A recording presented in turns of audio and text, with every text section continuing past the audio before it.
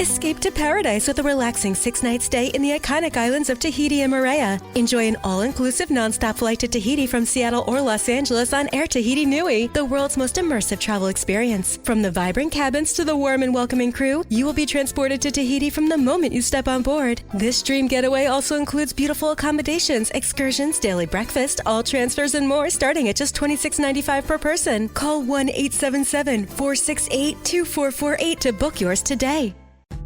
Lovers wants to know, ever forget Valentine's Day in the past? Need to make up for it?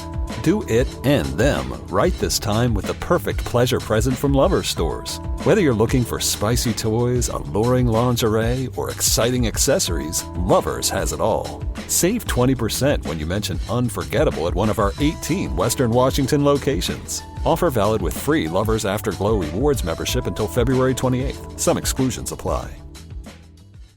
What's up? It's your boy, the Ted Smith. When that pipe starts to trickle and you're in a real pickle, call Pinky. When that burst pipe starts to smell right, call Pinky. When your water heater's shot and it won't get hot, call Pinky. When you get home to a flood, call your best bud. Pinky's Plumbing to the rescue.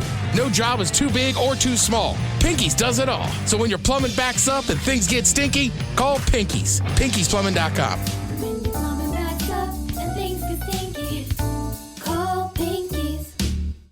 Anyone know what channel the game's on? We know. Download the Sports on What app today and always know how to watch the game. Satellite, cable, or streaming. Sports on What knows the channel the game is on, and you can too. Subscribe today to start your 7-day free trial. Sports on What? We know. And now, here's the question. Hola, bitches. Good day to you and yours. All right, there is a 29-year-old woman in Australia who suffers a rare condition called gigantomastia. What is gigantomastia? Well, gigantomastia is the condition that causes rapid growth of breast tissue. In layman's terms, this woman has massive knockers. Right? To put it in perspective, the average bra size here in the United States, any guesses? Average cup size? C. 34C. Believe it or not, 34 double D. That's the act. Oh, remember, we have Middle America. 34 double D. Now, this woman has a P cup breast.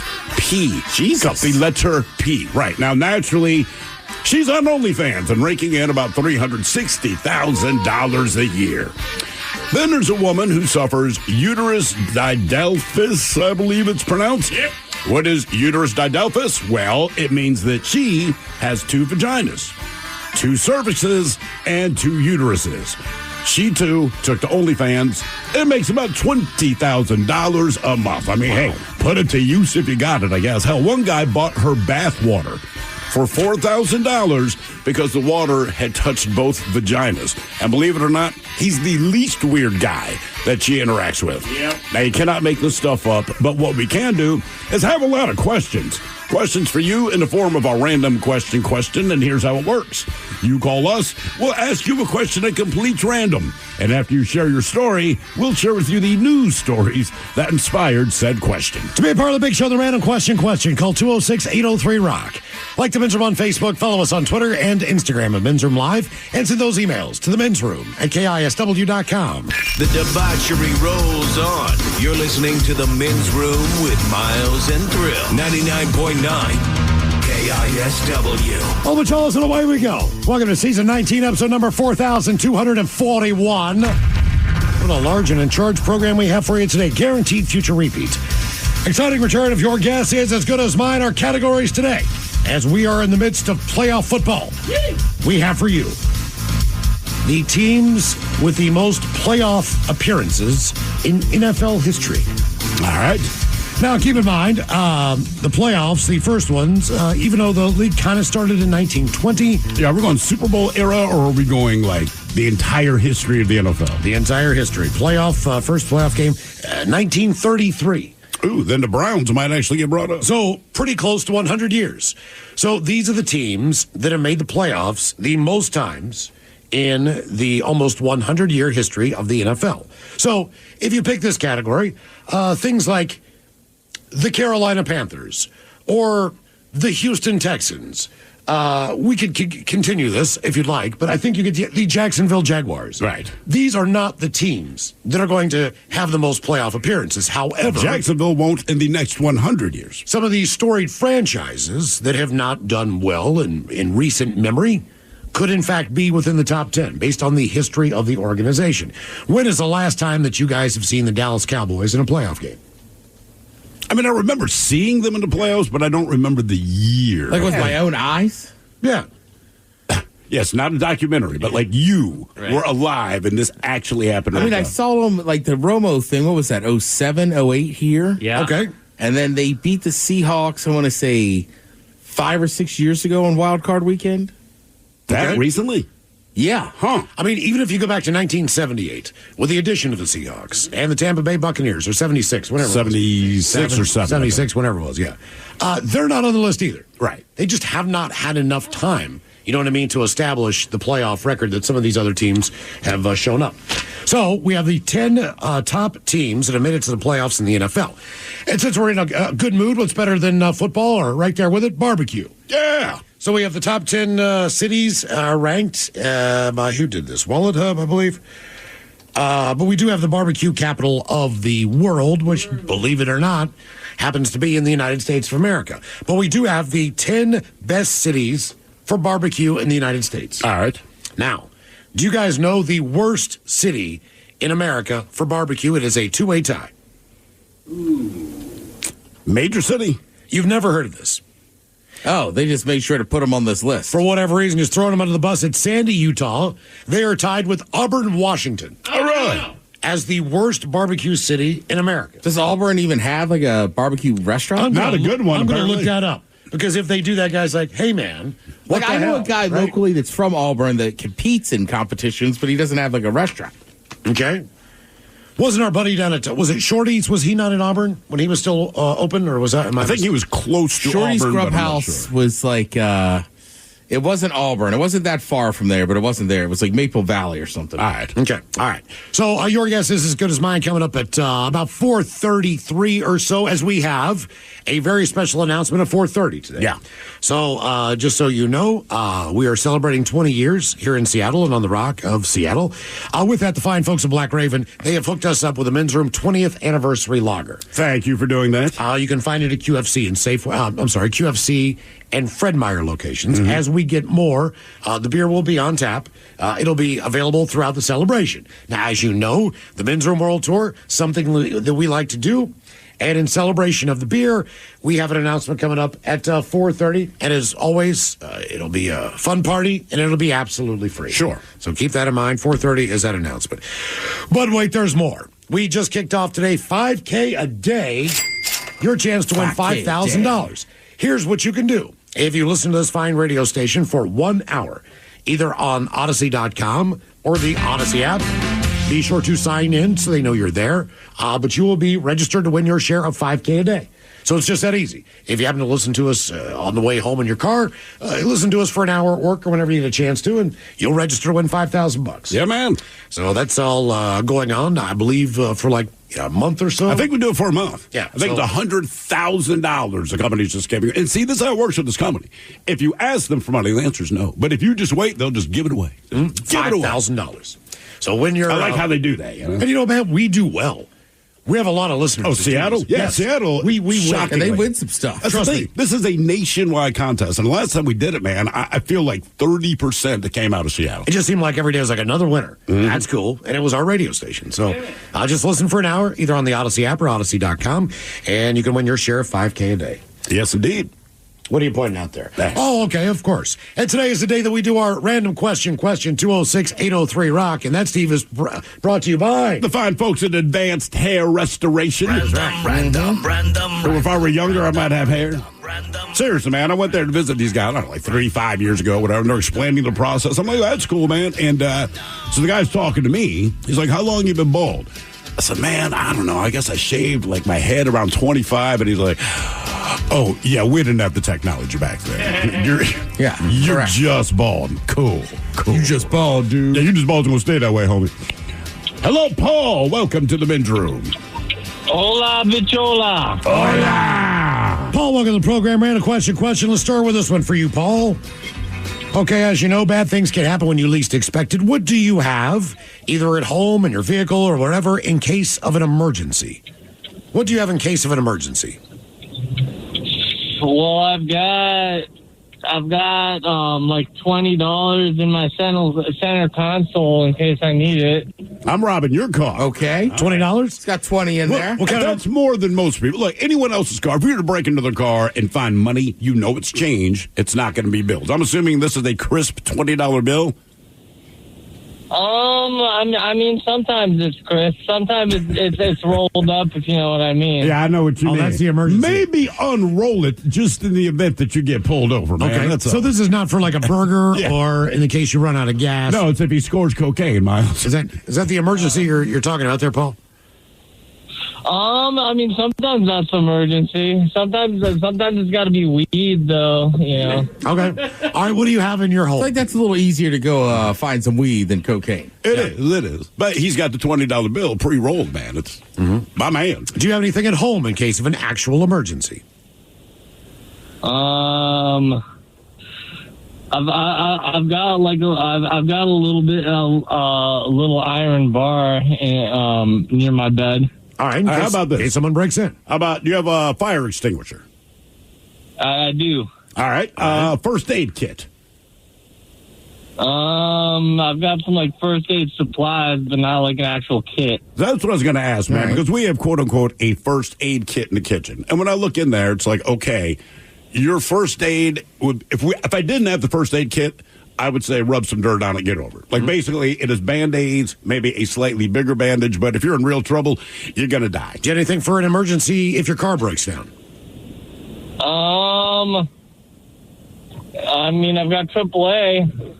There you go. Okay, pretty good. That's it. That's exactly the right That answer. is the ultimate Yeah. first aid kit in the There you car, go, man. Okay. So you do keep stuff in case of an emergency. Do you have a AAA?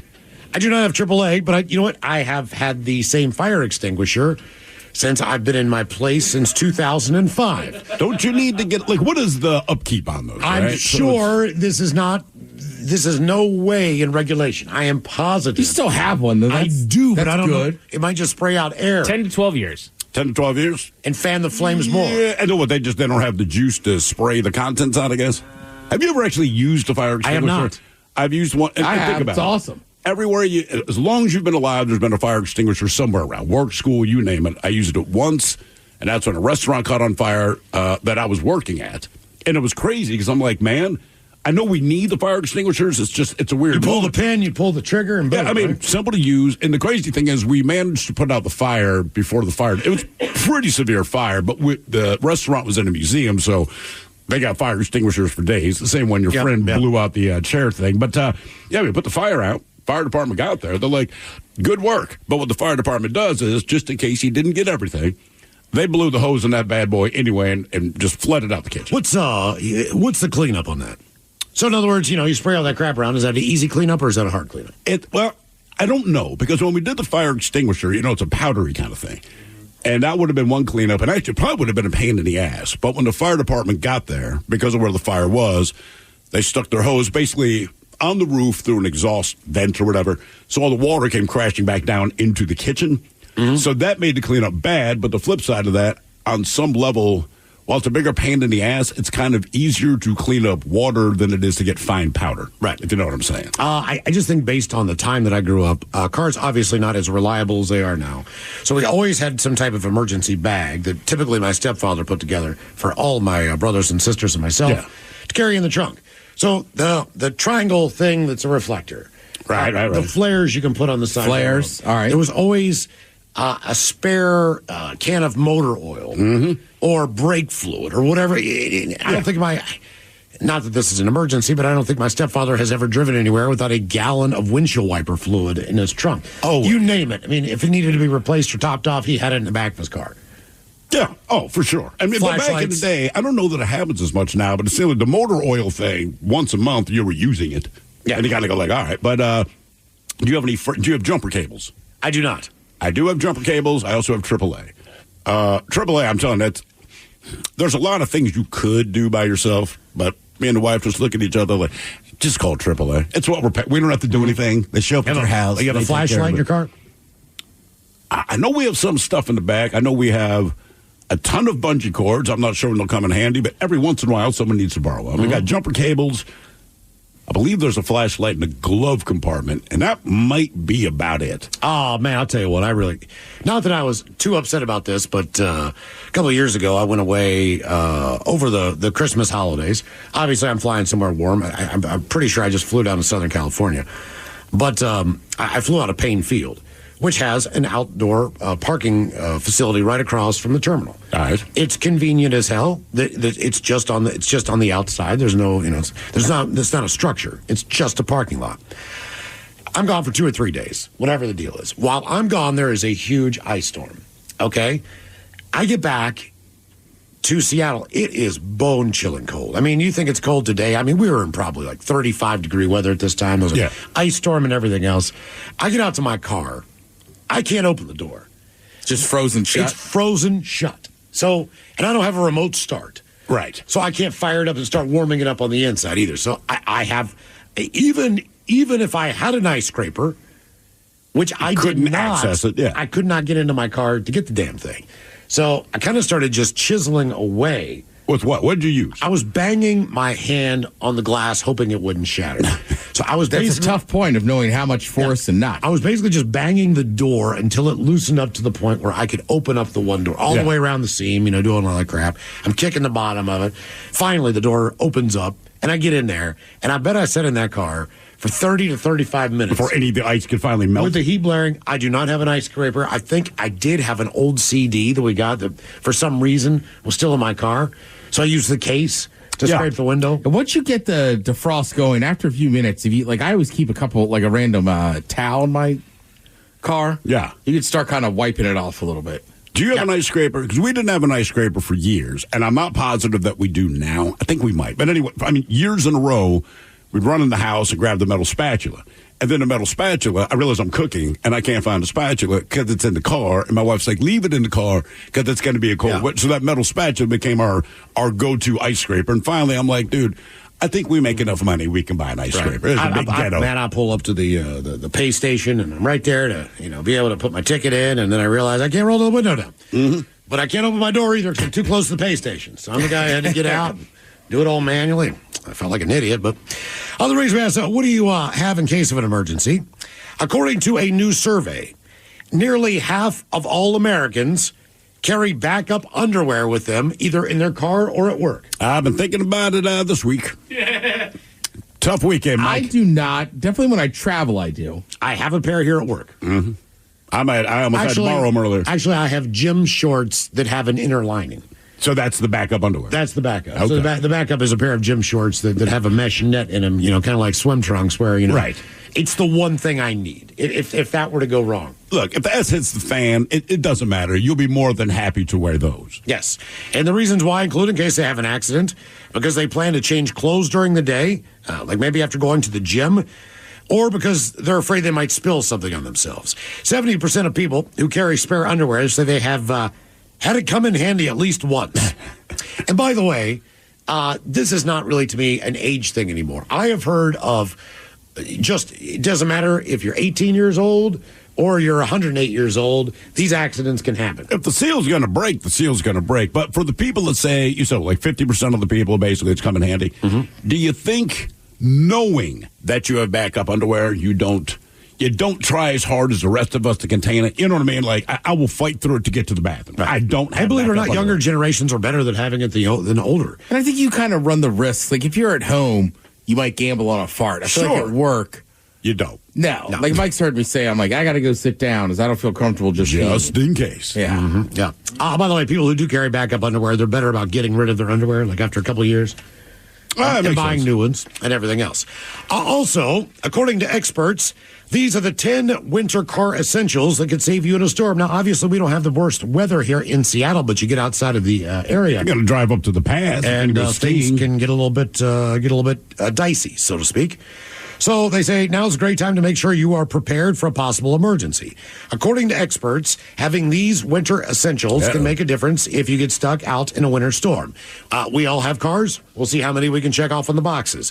Who's got jumper cables? I got jumper cables. I do not. Mike, you do? I do not. Ted, we're in the same boat. No. I do. Oh, You do. say it I do outright. have jumper You do. cables. Okay, I do not. He's been using them as nipple clamps and forgets. Flares or reflective triangles? Anyone? No. Yes. You do. Of course Mike I does. do He's not. an Eagle I Scout. do not. An ice scraper? Yes. Maybe. I do No. not. No. A phone charger? Yes. I have No. that. You don't have a phone charger? Nope. There's nowhere to plug it in, I bet, right? Ours is built into the car. Yeah. That's why. Do you have a flashlight in your car? Yes. I do not. You got one on your phone? I do have one. That on my- is a good point. Yeah. Yeah. So, yes. Water and or snacks in case of an emergency. No. Yes, but not because we have kids. Not because it's some first aid thing. Yeah, I think I have a couple cans of soda water and some granola bars in my trunk in case I get peckish. Believe it or not, they suggest having a heated blanket. Well, then plugs into your 12-volt charger. I don't think any of us have that. I own one, but it's not in the car. Body and hand warmers, like hot hands. Yep. You've got those in your car. Oh, yeah. Hey, Mike. Do you have toe straps? No. In case you're in a ditch. All right. Do you have traction mats? No. Do you have chains? No. Do you have a bad, like, sand or kitty litter in case you're, stuck? No. Okay. Well, I mean, you've got about 80% of them covered. Hey, no better than the rest of us, man. I'm all right. Yeah. More of the random question coming up 206-803-ROCK. Hiring is a lonely business. Posting jobs, sifting through resumes, interviews with unqualified applicants, being ghosted. What if you could link with dozens of qualified candidates who are ready to work right now with just one connection? That's Express Employment Professionals. Find us at expresspros.com. One connection, the workforce you need. Problem solved. Express Employment Professionals. expresspros.com. Wow. What's up? I just bought and financed a car through Carvana in minutes. You? The person who agonized 4 weeks over whether to paint your walls eggshell or off-white bought and financed a car in minutes? They made it easy. Transparent terms, customizable down and monthly. Didn't even have to do any paperwork. Wow. Mm-hmm.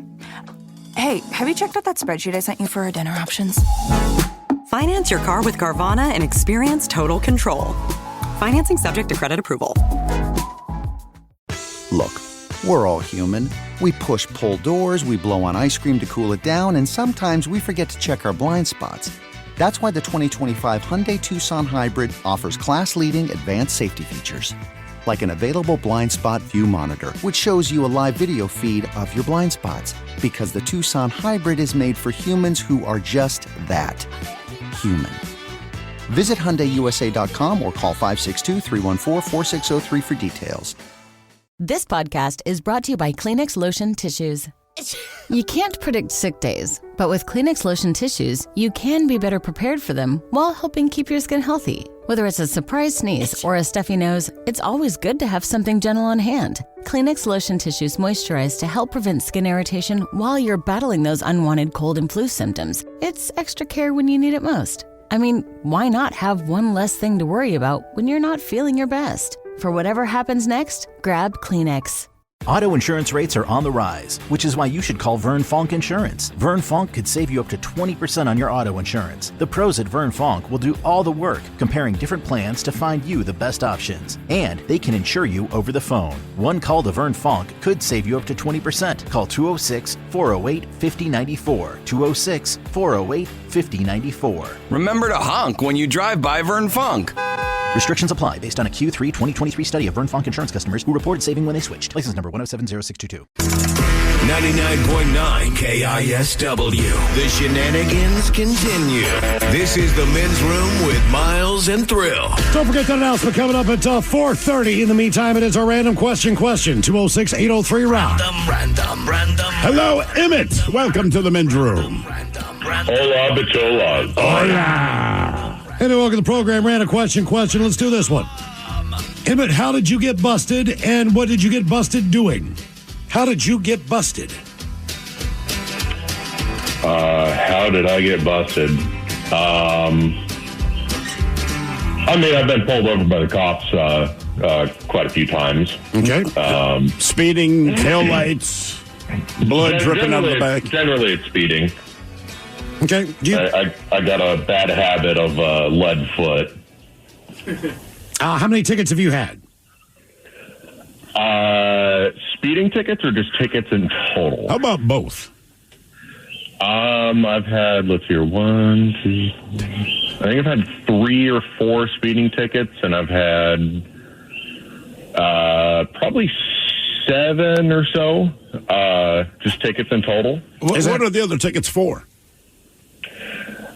I got a ticket for improperly displayed front license plate. I got a ticket for missing or defective exhaust, even though I had a full exhaust system. The cop was just kind of being a D. I got a ticket for missing or defective rear bumper, even though, again, there was a bumper there. What was wrong with your bumper? Sounds like it was deformed. When I was in high school, I did a lot of, like, four-wheeling in my POS vehicle, and I ended up messing up the rear bumper. So I ended up making a bumper, and apparently the cop said that it extruded past like the body lines or something, and I was like, dude, that's stronger. Like if I get in an accident, I'm more worried about my frame bending than I am this bumper. What did you make this bumper out of? Like, what was your DIY bumper?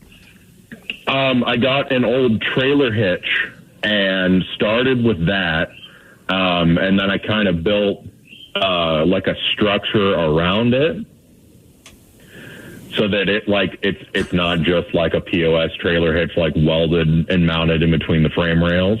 I'm not sure there's much bumper on newer cars, man. Somebody hit me about 3 or 4 weeks ago, and my car was parked, and they basically kind of just ripped off the back quarter panel. And just hit it, and all the clips that were connecting everything they all broke, so I couldn't snap stuff back in.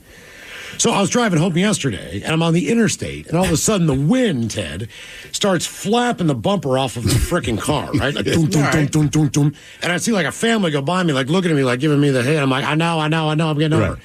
So I pulled my car over on the side of the road, put my hazards on, like you should, pulled over as far as I could, open up my door. I step out and I realize, oh, God, the car's still in park. So the thing where I hop 3 times, jump back in the car, put the damn car into park, and go around the back of the car. There's nothing inside of that bumper. It really is just... So what did you do to make it, quote, unquote, stay on your car until you got home? I tried to click it in the best I could. That was not... So basically what I ended up doing was... I had to drive a speed limit. So that it wouldn't blow off. But that was a strategy, strategy point number 1. Yeah. But I got it to the point where I could get it home, and then, for the first time in years, I broke out, my hammer, my duct tape, and taped the whole damn thing back together. Is your bumper currently duct taped to the back of your car? It's not exactly duct tape, Steve, because I realized I didn't know where I put that, so it's painter's tape. Oh, that's not going to hold. It's the blue stuff. That's even more ghetto than the duct tape. Someone with duct tape's going to be like, look at that ghetto-ass car with the painter's tape. They can't get the parts, man. I mean, they've been trying to order the parts for this damn thing. It's a Lexus. Granted, it happened over the holidays and everything else, but... as far as I'm trying to order, some places were shut down over Christmas and New Year's and all that stuff, so it just seems like it keeps getting delayed more. Is there painter's tape on your bumper right now? Yes. You should take a picture of that. That should be on the Men's Room Instagram page there, right? Come on, man. You got a nice-ass Lexus with blue painter's tape holding the bumper on. That looks like you stole it. Well, I was kind of thinking that on the way home. I was like, it looks like I got into a hit and run. Yeah. And just did the hell of it and stole this damn thing and just kept on going. Technically you did. You're just not the hitter. Right. I would. Or the runner. Right. I could not believe that. I walked out and I swear to God, my car was like pushed halfway out into the middle of the road, which was a busy road, and the bumper's basically just laying on the ground. I'm just like, Jesus, man. All I did was go get a haircut. I come back out now. Oh, thanks, man. Oh, BD. Yeah, now I got all right. Yeah. In case of emergencies. We're moving up in the world. Do you guys know what VD has in his car in case of emergencies? He has a traffic cone so he can save all his parking spots. Hey, I stole that for him. Oh, nice. Stolen from me. Somebody stole the traffic cone that I stole for you. Stolen traffic cone. First, let me apologize to WashDOT. You've been working on the light rail for at least the last 173 years, but you're blocking my goddamn driveway. So VD was saying, like, hey, man, I just want to get this parking space in the building, but I got to go home, walk my dog. When I get back, someone's taking my parking space. I said, listen, traffic cones are this universal language where if you just put it in a parking space, everyone assumes it's official. So, yeah, WashDOT, I stole one of your traffic cones. All right. I brought it in for VD. Then you had a good run with it for a while, right? Yeah. And finally someone stole it. Did they steal that out of your parking space or out of your vehicle? Out of the parking space. Out of the parking space. Yeah, came back one day, had about a good 2.5 month run. Yeah, it was pretty Felt really good. Came back one day looking for my space. Nope. There's a sedan parked in the over 6 foot high space for larger vehicles. And what's missing? My cone. Man. Cone's gone. Cone's gone. Okay. WashDOT probably stole it back. Let me ask you this. This is the pro move right here. Do you, in West Seattle, they have zoned parking for neighborhoods. So you need to have certain neighborhoods do. Okay, all right. I do know that. Yeah. Capitol Hill's is zoned. Absolutely. Yeah. And my neighborhood is largely zoned, so is Ballard. So in other words, if you do not live in that neighborhood, you cannot apply. Get out of here. You cannot get that. You cannot get that zone parking unless you you're a don't resident. belong here. That's it. But let's just say that you work construction, like my buddy does. All right. He's got a horse or two. All right. That he can put in the strip there, right? And it says no parking available here through this time. But he also has some kind of thing on his car where basically he is immune to that. So it's like a construction thing, right? Yeah, it's like having a skeleton key. So if you need a parking spot, you just put out that horse you see, and put it right by your car. The other thing I would consider was stealing police lights for you. You just put them on top of your vehicle. You can park anywhere you want. You don't even have to park well. No, that's you fine. can double park. Yeah, no. Buddy of mine, back when you metered parking, back when you still put coins in it, there was one that it was out of order. So they put this like orange mesh kind of thing on there. So he untied the orange mesh thing and just threw it in his trunk. And everywhere we went, man, we would park in a metered parking space. He'd pop his trunk. Put the orange mesh on there, and in Baltimore, like, you were a folk hero. Because every time he did it, people were like, yeah, you showed the man. He's like, hell yeah.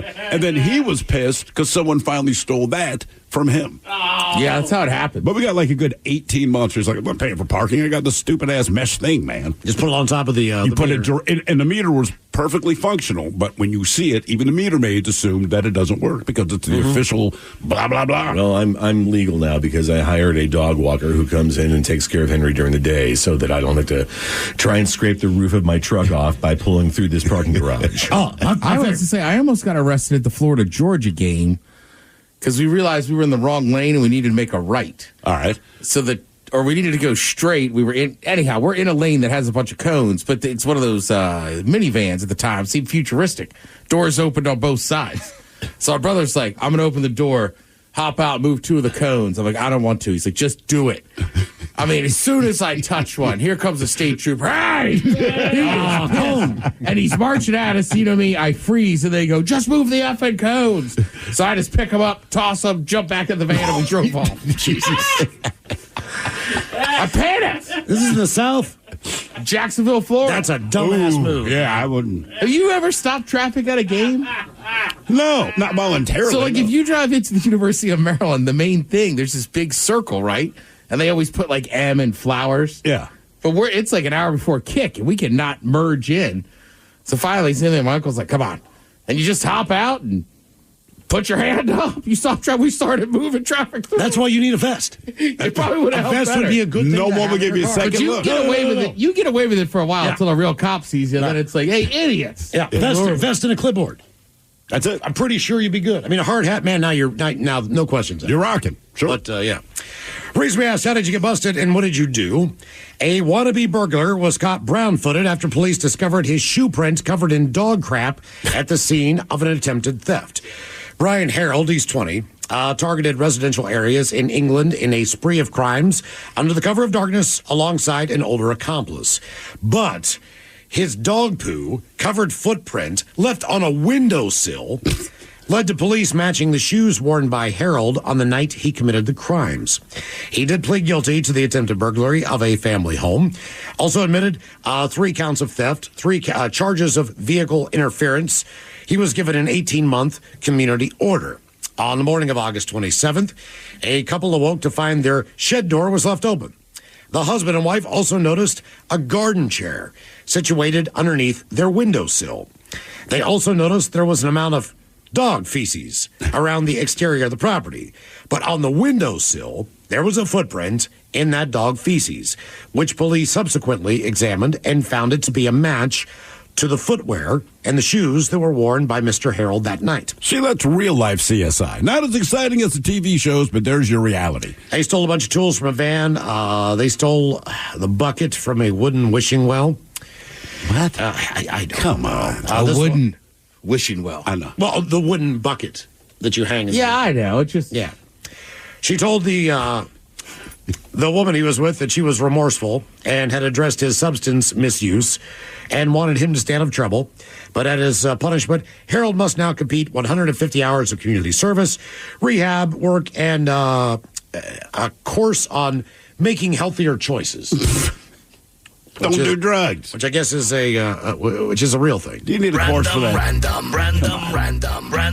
Hello, Fred. Welcome to the men's room. Hold up, Hola. Fred, welcome to the program and the random question. Okay, Fred, this is a deep one, but we'll go with it. When you die, after your death, if it was possible, what statistics about your entire life would you like to see on a spreadsheet as far as how many times, how many pounds, whatever it is that you've done in your lifetime? Money on beer, money on drugs. A pool filled with all the urine. Just whatever it is. What would you like to see from your lifetime just to get an idea? Seriously, how much beer? You know, whatever it is that you want to fill that pool with. How many people's feelings that you inadvertently hurt? Exactly. Right. You never meant to, but you devastated them. A lot of things there. So what would you like to know? What would I not want them to know? Well, that's the idea. So these are numbers for you. So you would just have an idea. Like, look, if you were big on Reese Cups, how many Reese Cups did you eat? How much money did you spend? How many French fries did you eat? If you count each and every individual one, you know, how many slices of pizza did you have in your life? How many fries did you steal off of someone else's plate? Correct. Do you get the idea? I get that, yeah. The most remarkable thing I've probably ever done was after being on OxyContin for a week after knee surgery, I took a humongous dump that would rival Elvis Presley. Well, he died. So all the things in your life, you're like, I really want to hear about this turd. Would you have weighed yourself if you knew what was coming at that time? By the time I knew what was coming, I didn't have time to weigh. Okay. I was waiting for it for a week. I knew that the stuff constipates you, but I was going a little bit every day, so I thought I was okay. And then one morning, my spine just seemed to straighten out, and I knew it was going to happen. I went in there, I sat down, and it just about pushed me off the pot. Did they give you anything to loosen it up, or did it happen? Because a lot of times when people are on oxys, the doctor then give them something to take at the end of it, just to pass. Yeah, they do now, but they didn't then. Okay. Didn't even tell me about it. I didn't know how bad it was going to be, but and it was big. And I measured the depth of I had to cut it up with a garden trowel to get it to go down. Anyway, I measured the length of the toilet, and it was 16 inches, and it lapped over 3 times, so it was 4 feet long at least. Yeah. Well, look, man, I think there's something to that as far as the weight goes. I have had some really, really interesting dumps in my lifetime that I wish I would have taken a picture of. My favorite one was, and the first log was probably about 12 to 13 inches long. Right. For whatever reason, all right, when it hit the water, it was a perfect question mark. And then I had Riddler. Then I had a little left man and dotted that thing. And where it landed, when I looked down, it was I couldn't have drawn it any better. Right. I just looked down and I was like, that's the answer. What's the question? Jesus. Life, man. Yeah, exactly. The reason we asked, what stats about your life would you like to see after your death? If you live to be 80, you'll have lived for 29,220 days. You probably spent 230,000 hours sleeping, 90,000 hours working, 32,000 hours eating and drinking. Believe it or not, you spend 1,000 hours of your life trying to untangle knots. Yeah. That These are sounds just about right. some of the weird statistics. Now that almost everything about our lives can be tracked, someone asked the internet, what stats would you like to see after your death? Here are some of the best responses. Somebody here, I like this, that says, I'd want to know how many people wanted to have sex with me. Okay, one of those was the number of opportunities you effed up. That's it. The number of people who were attracted to me, but I had no idea that they were attracted to me. Someone said they wanted to know the number and the names. But I'd also be curious how many of them I'd be bummed about. Because look, I've met people that have made it clear they're attracted to me, and I'm thinking, If you were the last woman on Earth, there is not a chance that this would happen. Okay. How about the number of times that you almost died without realizing it? I'd be curious to know. All right. Sure. Well, you've had one or two. Yeah, but I was aware of it then. Right. I mean, you could have been shot. You could have lost your arm. You could have lost, there's whatever it is, car accidents, just, being in the right place at the wrong place at the right or wrong time. How many times that you made someone else feel good about themselves and you had no idea you did it? I'd say 4 times. Maybe just make them laugh or a nice comment about whatever the deal is. I can feel that'd be a fairly low number. Mm-hmm. Like, I'm sure it has happened, but just my general disposition, I don't believe it happens often. Okay. The top 5 songs that you've listened to in your lifetime, and how many times apiece you've listened to those particular songs. All right. Now, would this be songs you volunteer to hear or like Happy Birthday? Like a Life and Spotify thing. Because at this point, you realize the Chi-Chi's birthday song is probably one of the top songs that I have sang out loud the most. Easily. And if you had told me 20 years ago that had been the case, I'd have been like, that's insane. Yep. How about this one? How many times my body successfully destroyed a cancer before it could take hold? Ooh, wow. That's a weird one, right? Okay. I mean, I guess your body does that. Unless you die of cancer. Yep. Here we go for the caller, total pounds pooped, along with the biggest one I've ever laid down. I would absolutely want to know that. I would like to know what the world record is for that. What's your height? What about feet and fingernails? As far as how long they would have grown? Yeah, like if I had never clipped them. Like, All could I right. touch Mike right now? Probably. Okay. Number of times in my Get lifetime. that bug for you, Mike. Yeah. that you have legitimately made someone laugh. Okay. Yeah. Oh, wow. Not a stat, but I want a replay of the top 100 funniest things that I have witnessed. Those roll-over moments when you're just dying of laughter. Whatever that is, whether it's someone slipping and falling or someone saying something funny. Not a stat, but I want a gallery of pictures where I am visible in other people's photos, but I don't know it. I'm always curious about that, man. Just to look through basically a photo one of the album things of everyone else's stuff, but you're in it. I heard this about dreams years ago. They're like, you'll have a dream, and there's 100 people there, but it's not anyone you know. And they said, basically, these are just people you've seen in the course of your life, and they end up becoming like extras in your dreams. Mm-hmm. Like some guy you saw when you were 3 years old for whatever reason, your brain throws him in your dream just because you need a warm body. I wanted to see how many times I was next to somebody quote unquote famous that I didn't even know that I was, in the same room. I was in the Cleveland airport at 6 a.m. and walked by Ron Perlman. Like they could be anywhere at any given time. Right. So like, all right. So who am I missing? mine in the Cincinnati airport was Mean Gene Okerlund. No kidding. And I had to go up and say something to him because I've been watching him seemingly my entire life when I watched wrestling growing up. He could not have been a nicer guy. He was so, this is before cell phones, so no, trust me, I'd have taken a selfie with him if I could. I'd have asked him anyway, but man, he was the coolest guy. And I was like, hey man, Mean Gene, I'm going to go to the bar, I'm going to get a beer. I will buy you a beer, I'd love to. And he's like, man, I got 10 minutes to our board. I just don't have time, or I'd take you up on that. I'm like, you're the man. All right. Thanks, man. So I was next to Carmen Electra, and I didn't know it was Carmen Electra. And the worst part is I made a comment about Carmen Electra. I made for an awkward exchange. But it's all good in the end. Yeah. Number of times I've used each letter of the alphabet. Probably similar to the lower the Scrabble point. The more you probably used it. How many diapers I've changed in my lifetime? Another times I almost stepped on a turd but did not. You were close. You were this close. Gambling results broken down into a spreadsheet by year. Sport, activity, bed type. And the last one, they were just joking around. But seriously, guys, how many cats have I petted? What about how many times you were like in a room with a killer? Future or past, right? Or someone who ends up killing someone, one way or another. Or like Thrill say, they already had. They're just out there on the streets. I had to take my high school graduating class. That pretty much covers it. The worst things that have happened to anyone you've gone to school with that you do not. Ooh, yeah. Like in a past tense, like after the fact. So what had happened in their life after you probably didn't see them on a day-to-day basis anymore? I know one guy died in a gun battle with the police. And it's like 2 years after he graduated, no one was surprised. We're like, it took that long. Huh. A guy that I went to school with, he chopped off his penis while doing acid and then jumped into a river. Jesus. That was a bad one. Yeah. More of the random question coming up 206-803-ROCK.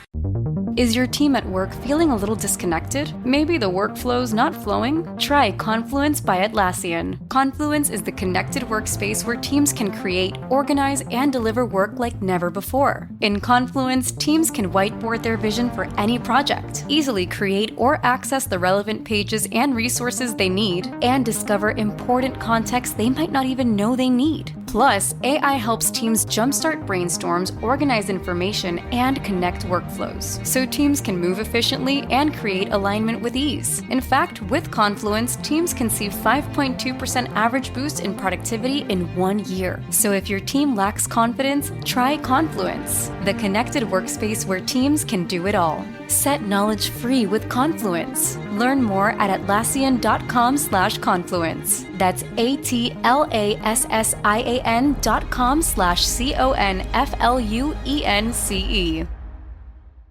The brand new Grand Casino and Shoreline is now open. Step into the action with Vegas-style table games like Baccarat, Heads Up Hold'em Poker, Pai Gow, Blackjack, and High Card Flush. Feeling hungry? Feast on delicious Chinese, Vietnamese, and continental dishes plus breakfast favorites. Dine in or take out. And don't miss daily happy hours from 4 p.m. to 7 p.m. and 10 p.m. to midnight. Grand Casino and Shoreline off Aurora. Open daily from 9 a.m. to 4 a.m. Visit GrandCasinoGaming.com.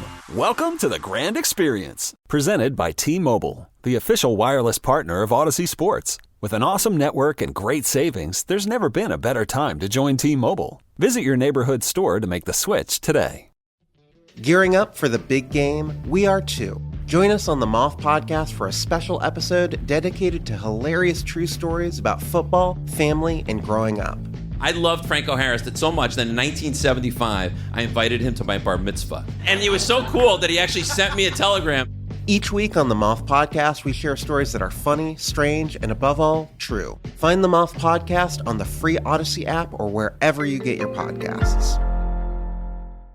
The best New Year's resolution is one that fades over time. Literally. If you have unhealthy body fat you want to see disappear, call 3010 Weight Loss for Life. You'll start losing weight your very first week, and while you burn that fat, the coaches at 3010 will teach you what to eat, when, and how.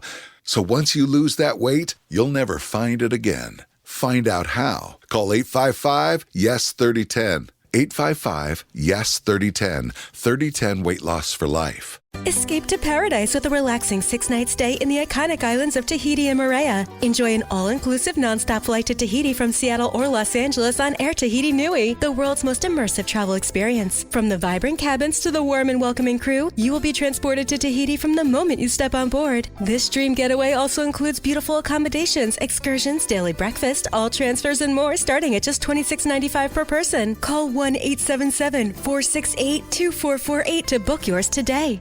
Lovers wants to know, ever forget Valentine's Day in the past? Need to make up for it?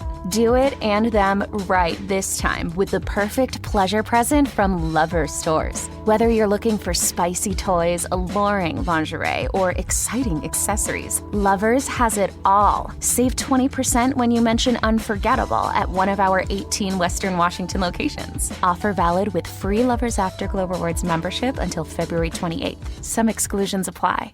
What's up? It's your boy, the Ted Smith. When that pipe starts to trickle and you're in a real pickle, call Pinky. When that burst pipe starts to smell right, call Pinky. When your water heater's shot and it won't get hot, call Pinky. When you get home to a flood, call your best bud. Pinky's Plumbing to the rescue. No job is too big or too small. Pinky's does it all. So when your plumbing backs up and things get stinky, call Pinky's. Pinky'sPlumbing.com.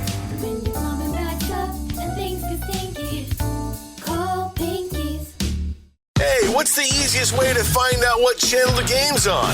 Sports on What? Subscribe to the Sports on What app and quickly find the channel for every provider. Satellite, cable, or streaming. Sports on What knows the channel the game is on, and you can too. Download today. 99.9 KISW. We return to the men's room with Miles and Thrill. Now, see, if you logged on there to the Odyssey app or Odyssey.com at the beginning of the show when we came on, you'd already even be qualified to win your share of 5K a day. Yeah, man. All you gotta do is listen for 1 hour. Log in to the Odyssey app or Odyssey.com and listen to this fine radio program and station for 1 hour a day for your chance to automatically be qualified. So do that if you're listening in home or office if you can. Okay, it is random question 206-803-ROCK.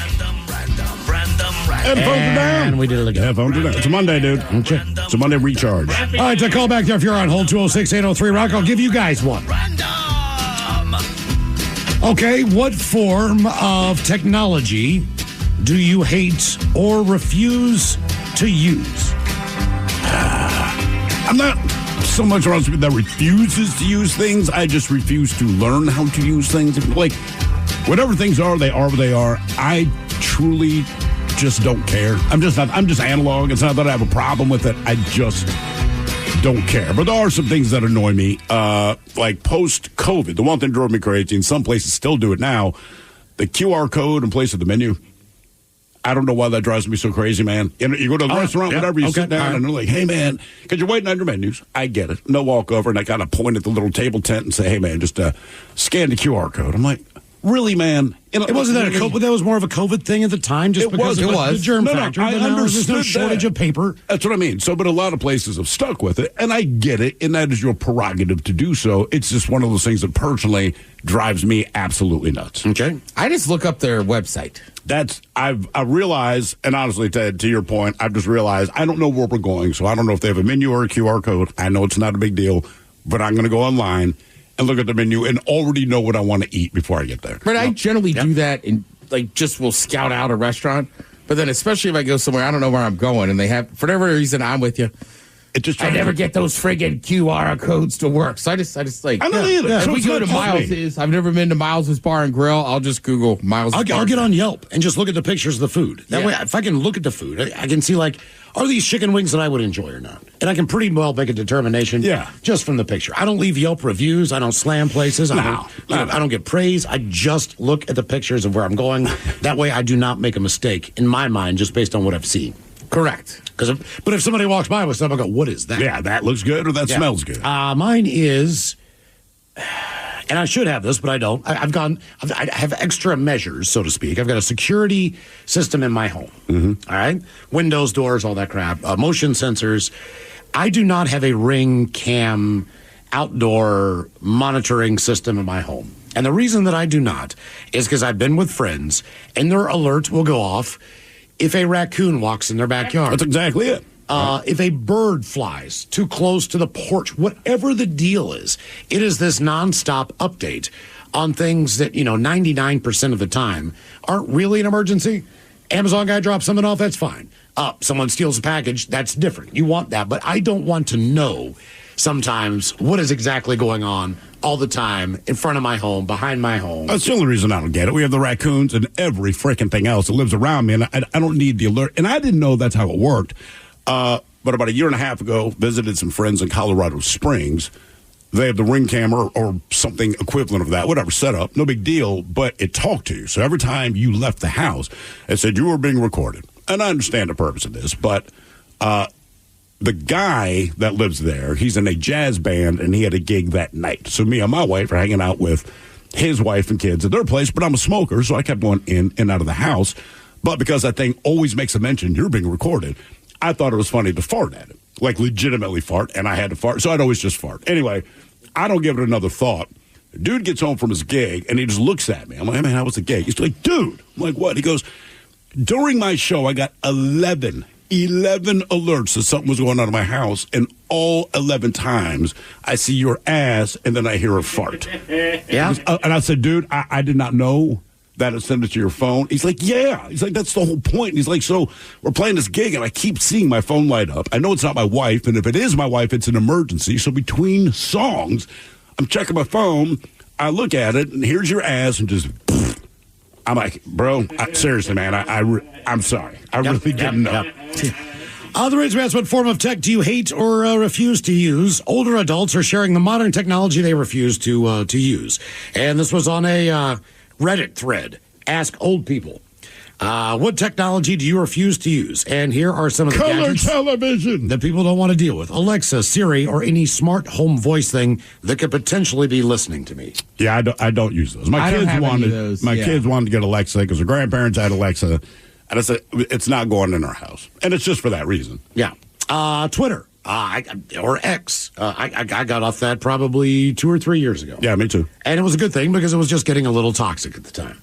Well, I don't mind that it's toxic. The problem is that you keep reading it, and then it makes you angry. Yeah. Right? Yeah. So, let people be however they want to be. I just don't want to be a part of it. It just seemed like every time was just somebody trying to pick a fight or someone with a negative comment or whatever the deal is. Kind of like our text line here at work. So I figured I got enough of that.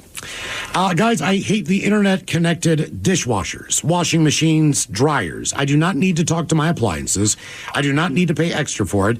It's just one more thing that can break. I totally agree with that. The more complicated your refrigerator gets, if it's got a screen on or something I don't want any of that. You don't want too much of the motherboard. When you buy, I don't want anything with a motherboard. Some things, they have it by their nature, but I don't need it in my appliances. In fact, we redid the kitchen like 2 years ago, and we needed a downdraft vent, which apparently is the hardest thing in the world to find. Anyway, lovely guy at Albert Lee, he goes, look, most people have an up vent. I get that. We have a down vent, and I don't want to pay to cut a new vent and steel, blah, blah, blah.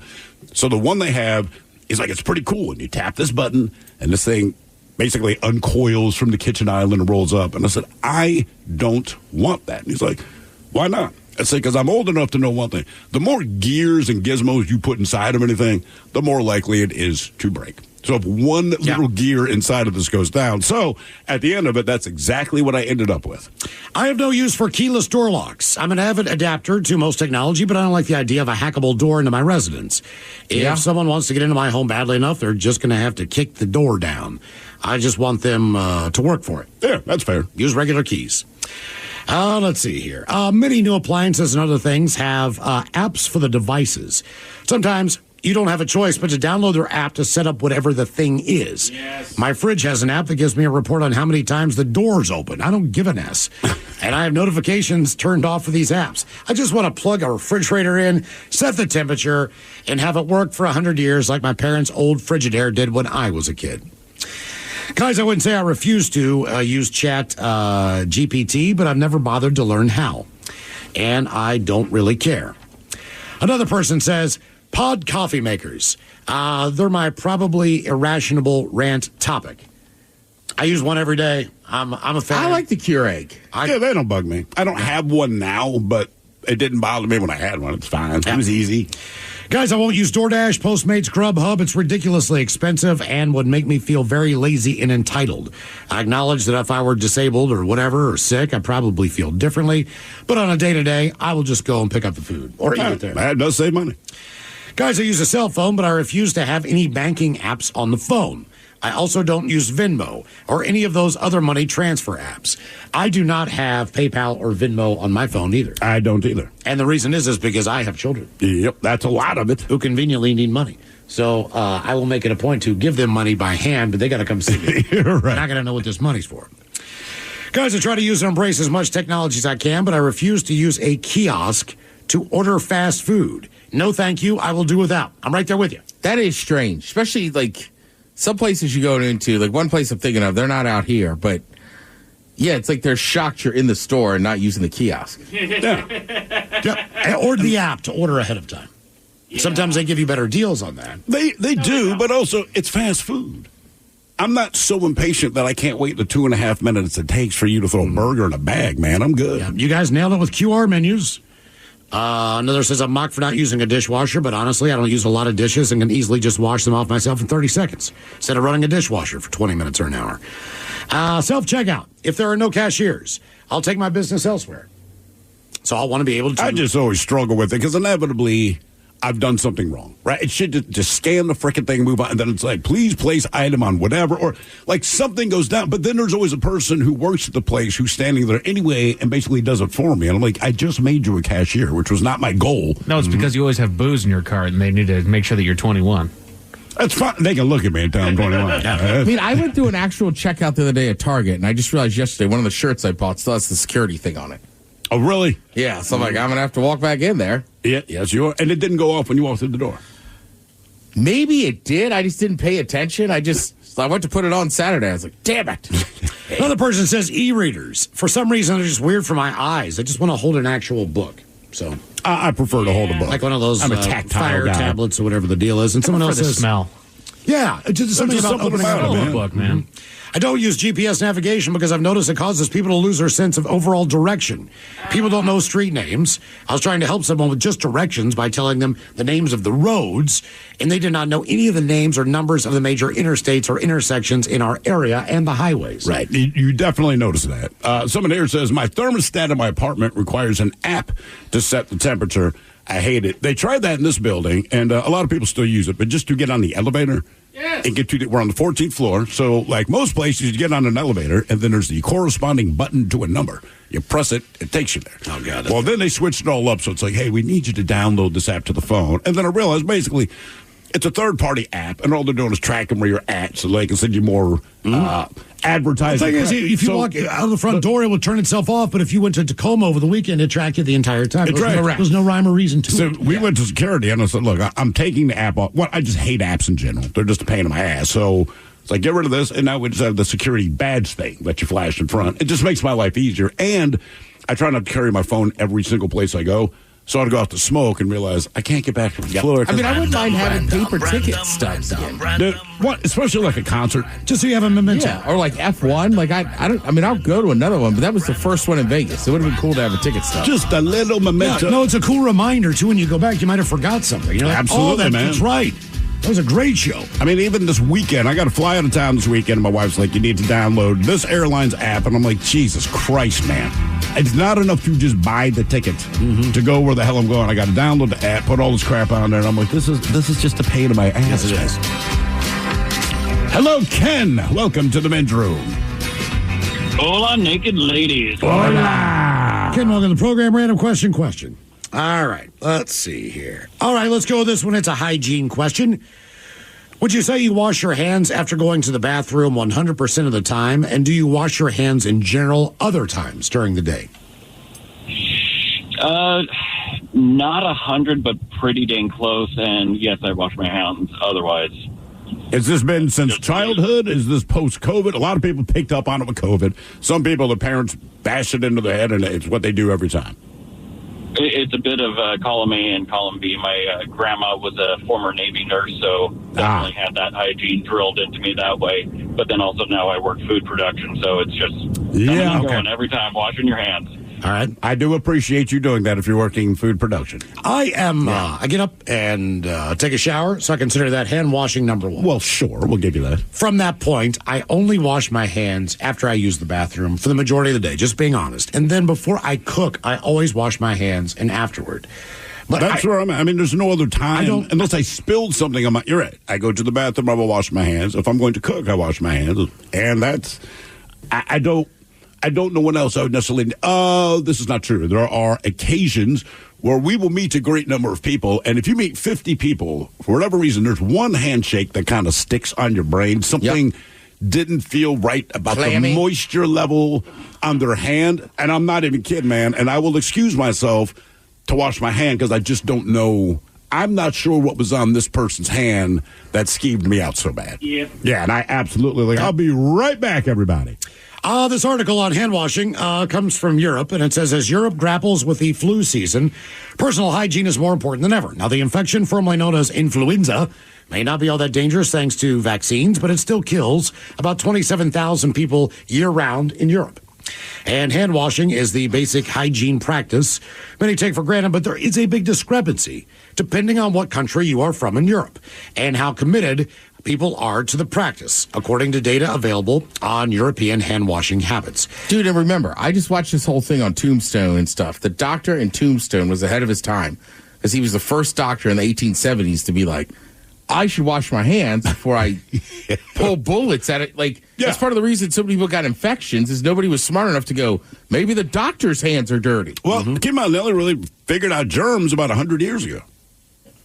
Yep. That's about how long we've known that, we can kind of pass stuff from one person to the other. So here's how the country's broke it down. As far as the Dutch, apparently they do not care all that much about washing their hands after going to the bathroom. They're about at 50%. Okay. So 50%. Italians take they say the silver in the Dirty Hands Challenge, as 43% of Italians refuse to give their hands the once over with soap after they use the bathroom. Well, I talk with them. That way I'm talking dirty. Next on the list are Austrians and Latvians, with 35% of people in both countries not using soap and water after finishing going to the bathroom. Yeah, but I am clean downstairs. Polish have a better score in hand washing. 68% of Poles wash their hands every time. Czech and Ukraine, 71% of the population washes their hands, followed by Bulgaria at 72%. Wow, those clean Bulgarians have been saying it for years. Switzerland, 73% always wash their hands. Ireland, 74%. UK, 75%. So 3 out of 4. Maybe they'll brush their teeth next. Close to a quarter of Finns do not seem to fancy washing their hands after using the toilet. 76%. In the 80% bracket, we see Serbia, Romania, Kosovo, and the Portuguese. Romania. I like it. Romania and Kosovo. Yes, exactly. Romania from Chef Boyardee. The two European nations that seemingly take hand hygiene pretty serious, that would be Bosnia and, believe it or not, Turkey. Really? 94% Got to wash all the oil off their hands. Yeah. Wrestling. Yeah, when you're wrestling with another guy in oil. And they get, knuckle dandruff. Yeah, Bosnia's 96% wash their hands. More of the random question coming up, 206-803-ROCK. Hiring is a lonely business. Posting jobs, sifting through resumes, interviews with unqualified applicants, being ghosted.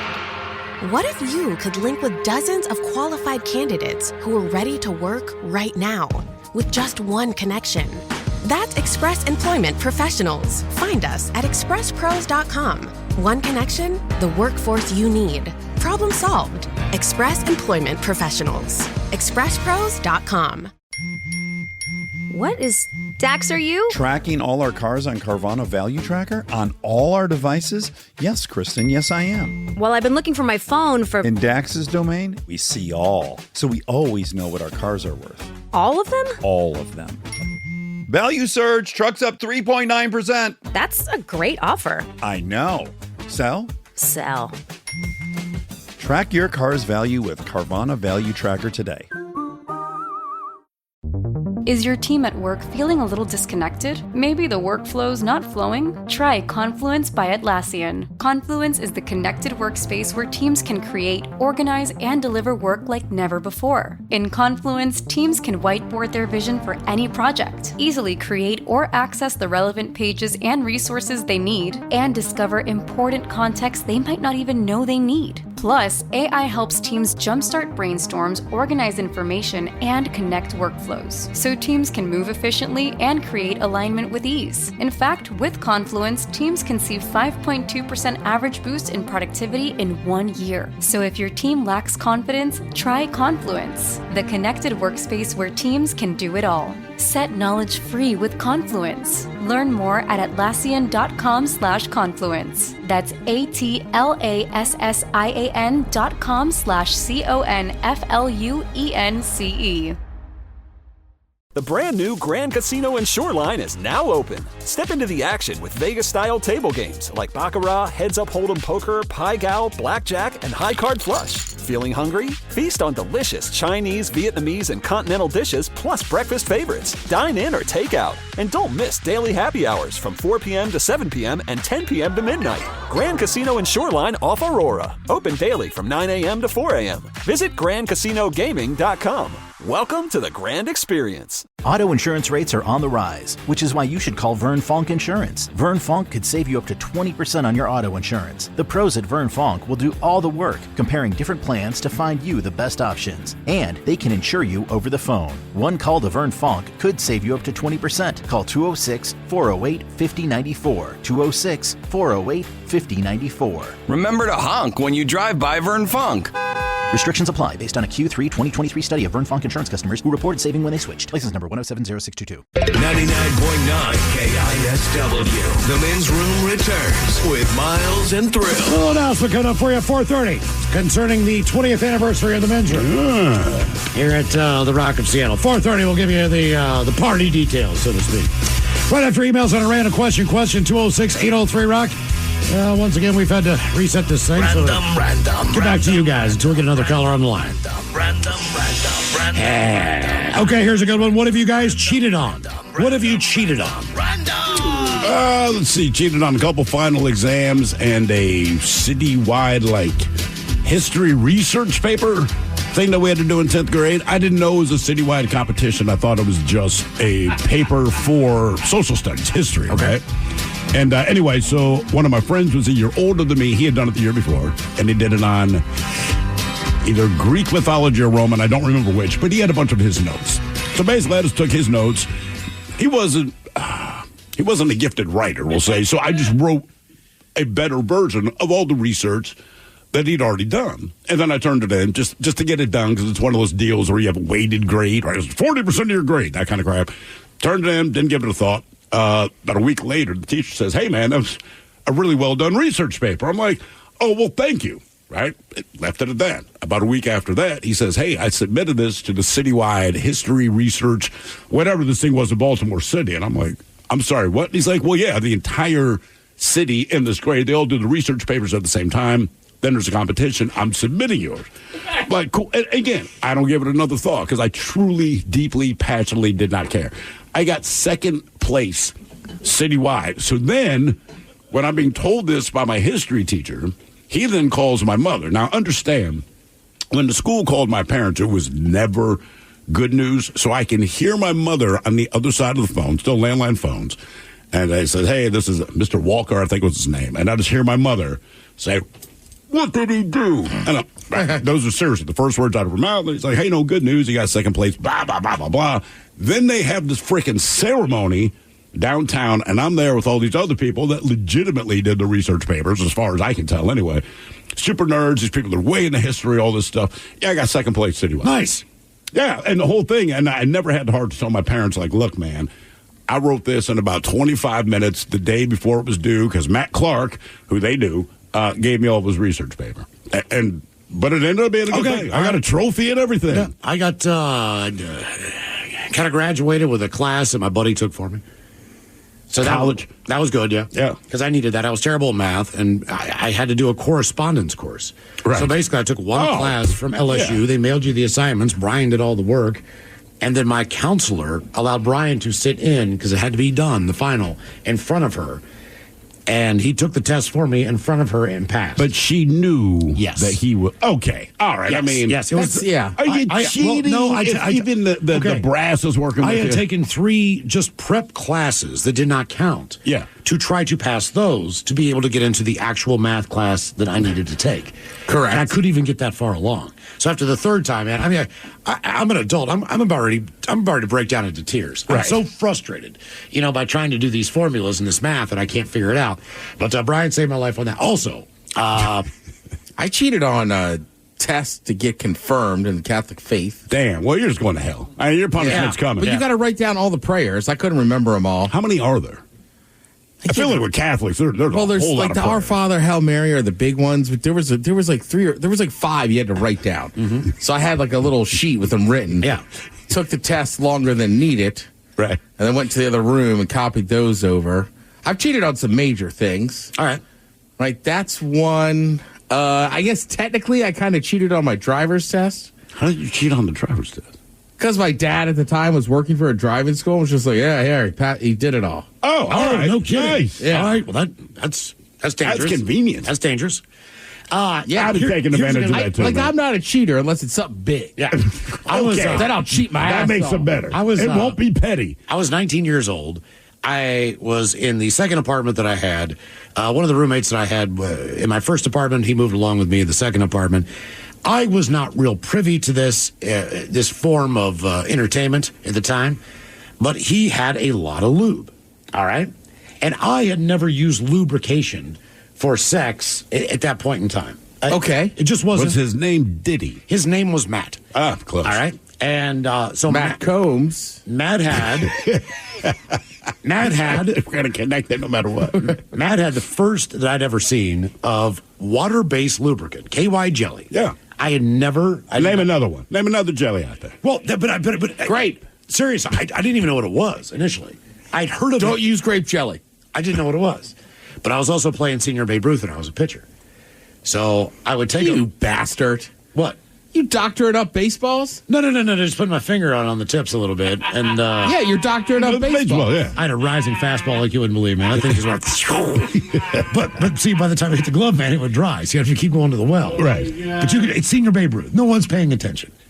So well, I mean, you're kind of right because they should be playing Legion at that age if they're that good. Exactly. Right. But it was still I competitive. expect more out of you, Montgomery. It was still competitive, but you should have seen the movement on this ball. It was like nothing I could ever throw. All right, let me ask you this. Does it count as cheating if you don't know you're wrong? No. So when I'm keeping score for DeMatha, right, we're ranked. We started the season number 1 in the country. But now we're playing a game within our conference. We're at McNamara. I'm keeping score. At this point in my life, I haven't worked camp. So I don't know all the rules. All right. So there's a lane violation somewhere in my mind on like a foul shot. I was convinced that should give us a point. And I argued it so well, the referee stops time and gives us a point. Now, you got to keep in mind, at the time, again, we're ranked top 10 in the nation. This goes from a 2-point game to like a 3-point game on this call. So we end up winning by like 5, but that was a big thing, right? Because now McNamara's got to try to hit a 3. So then after the game, I cut out the Washington Post article because there's an editor's note that was like there was a disagreement and there's a point difference between the official book and what the actual score was. But the ref gave it to you. The ref gave it to me, so I wasn't really cheating. But the next time I'm keeping score is it's kind of the same refs all year. And that guy, he just walks over and goes, "Don't say an effing word to me. I don't want to hear it. Just keep score tonight." And he knew. I'm sure somebody told him, you realize you let a high school senior bully you into giving him a free point. Yep. Hey, it's okay. I mean, look, we watched football over the weekend. There's a lot of holding that was not called. There was a head-to-head that wasn't called. It's like, they're not cheating. If you did, look, you didn't get caught. You speed all the time. If the cops don't pull you over, then you weren't speeding. Just that simple. Yeah. Or when I played a couple years of football, that was my big move, right? Everybody knows what a swim move is, right? Yeah. If you're a defensive lineman, right? But I'm short. So by the time I try to swim over a dude, he could just push me over. So I like the rip. You pull on their jersey, and then you rip your arm through. But also, if you don't, you just punch him in the gut hard as you can. Yeah. So I'm sure somewhere along that's not in the rules, but I loved it. You're just going for the rip and you missed. Right, and that offensive lineman, he hates it. There was other subtle things, like how you press all your body weight on their chest when you stand up. Mm-hmm. Yeah, absolutely. Just little things to grind on a man, Mike. Yes. Raise your ass, whatever you cheated on. Then when they lose it, you go, "Whoa, dude! Hey, back Whoa, home. hey!" Here's a shocker for you. In a new poll of vegetarians and vegans, 38% admit that they like meat. Cheat meals with meat. Vegetarians who still eat dairy and eggs, they're more likely to admit it than vegans who avoid all animal products. But it isn't just a one-time thing. 47 people on plant-based diets say they rarely eat meat, maybe once or twice a year. 38% eat meat occasionally, every few months. Well, then you're not vegetarian. You just predominantly have a vegetable-based Well, the thing is, diet. 33% of the people admit that they do not eat these foods in front of other people and tried to keep it a secret. It's like saying 23% of Catholic priests admit to, on the weekend, worship Satan. Yeah. It's like, okay, well, then maybe you're not a priest. Dude, I told you, I had a buddy. He was like, I will not eat chicken off a bone in front of you white people. He's like, it's such a big stereotype. I was like, you don't like wings? And he's like, I love wings. I was the only white person in the room. He's like, I ain't eating wings in front of you. I was like, I'm not racist. He's like, it's not the point. He's like, it's such a stereotype. And he's like, it's ingrained in me. Yeah. I refuse to eat chicken off the bone in front of white people. The good news is about this study is that, look, you can eat a plant-based diet, and if you just eat meat every once in a while, you're fine. In moderation, exactly. You're much healthier. They also say, keep in mind, the survey was conducted by a beef company called Lynn's Heritage Angus, and as part of their totally unbiased vegan and vegetarian meat cravings report that they do on a yearly basis. Speaking of, as far as cheating, not that this is necessarily cheating, but it kind of, it's a little questionable. Friday was a thing that they called Quitter's Day. Yeah. And that's when people were most likely to abandon their New Year's resolution. Try January. That was Friday? Whatever the deal is. All right. But if you want to pretend you're still sticking to your diet, the good folks at Arby's have you covered. They are running a promo in 5 cities this week called New Year, Same You. And Arby's has... Good for you, Arby's. New Year, Same You. They just added salad to the menu. Okay. At Arby's, okay? They added 3 menu items. But they're just fake names for stuff they already have. So if you step up to the counter and you order a salad with dressing, this week you're going to get a double beef and cheddar sandwich, French fries, and a milkshake. If you get a green smoothie, that translates into a milkshake. Okay. And steamed vegetables is a side of curly fries. Nice. The idea is you can cheat, but get around it on a technicality. If anyone asks, you can say, all I had for lunch was a salad and some steamed vegetables. And show them the receipt. And a green smoothie. Technically, you're not lying. They're doing it in Cleveland, Las Vegas, Miami, Chicago, and Atlanta. And if you go to any other Arby's, they'll do it, but you have to tell them. Yeah. Just well, to that's make sure. not the same. Yeah, I just want to go. I don't want to have to explain the code, man. You know? Yeah, right? Like, you don't want to really know. Just put it on the receipt. Random. Hello, Amy. Welcome to the men's room. Hola. Hola. Amy, welcome to the program. Random question. How are you, Amy? I'm doing great. Okay. Amy, are you in a relationship? I am. Okay. How many people have you dated over the years? Probably like seriously dated. I'd probably say like 6, maybe. 6 or 7. All right. Now, you don't have to give any details on this. I'm just asking, okay? I know it might seem a little bit offensive, but we've all been in the bedroom with people before. Do you remember the person that had the biggest penis that you have ever seen? Yeah, that would be probably my second boyfriend, and he was pretty long. But, to tell you the truth, it kind of hurt. Okay, so it wasn't the most enjoyable experience because of that. Yeah, it wasn't. Who was the most enjoyable? Oh, Mike's giving you an applause. Okay. Like, Yeah. Then who was the most? My little Vienna sausage don't hurt. I would say my current boyfriend's actually my best one. All right, that's good. Would you say it if he was not sitting next to you? He's not even in my vicinity right now. All right, because a lot of people are not fortunate enough to still be with the same person that did the whatever had the Well, you can't make the Franken person. No, you like can't. I want your mouth. You're this. You can always remember some of the things that you've done, seen, and enjoyed, but that doesn't mean that you're currently in the midst of it. Correct. No, so that's a good thing, right? Well, there's a benefit of, I think, being in your 40s. You know what you like, and you're going to be pretty straightforward about it. You know what? You are absolutely right. Like, look, you might not be the chocolate shake exactly that I wanted, but I can tell you what to do to get that flavor a little closer. Well, sometimes people you don't find all that attractive have a very specific skill set. Yes. Thank you, Liam Neeson. Right? Or just, parts. I mean, we were talking about this a couple of minutes ago, but not on the air. Just as far as, back to what would you like to know on your life stats, right? So, how many boobs have you seen? Right. And then ranking them in order on what you believe to be the best. Jaw-dropping to cringeworthy, Exactly. All right. All of it. All those different Because we're on that scale, too. Your penis is on some woman's scale going like, ew. It could be real low. Well, again, though, when you're with somebody and you're dating them, especially if it's like a long-term relationship, you're fine with that stuff. Sure. And imperfections. Then when you break up with them, it's like, ew, it was gross. Well, then you remember, I'm so tired of ramen noodles, But at the time, if you're offering this to me, I'm going to take it. Good news, and the reason we asked about the biggest penis, the world's biggest penis size by country has been revealed. Ah, okay. They do this every year. Wait a minute. I'm going to guess like Somalia. It's got to be Sudan. Man, we could have done this in the, your guess is as good as mine. Just stick with Africa. Sudanese are the most jumbo down under. They tip the tape at an average of just over 7 inches. Did I not just guess Sudan? 2 inches longer. No, I said Somalia. Yeah. All right. Than the global average. Stop trying to cheat. That's a different question, dude. So Sudan, they do well. They're number one. Is that where ball's from?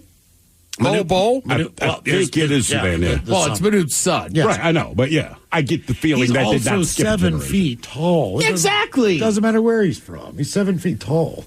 And that's when he's on his knees. That's what I'm saying. He's probably doing okay. Second place when in the he's laying on his back. Measuring contest just underneath Sudan was the Democratic Republic of the Congo. Yeah, Congo. Yeah. No, you can't control yourself any longer. Canada ranked lower than the U.S. with an average length. Because it's cold. That's what they said, winter penis. Yeah, I believe it. Sorry. Right. So that I could do. The warmer it is, the better off you are. Absolutely. Ecuador, Republic of the Congo, Ghana, rounded out the top 5 of the member Mount Rushmore. The member Mount Rushmore. Unfortunately, the United States was a bit lacking at the manhood department, placing in 68th place around the world with an average penis measurement of 5 8.57 inches. That sounds average to me. Now, many of the least endowed countries. Any idea? Cambodia. They are in Asia. The smallest honor went to Thailand, where penises measured 3.72 inches on average.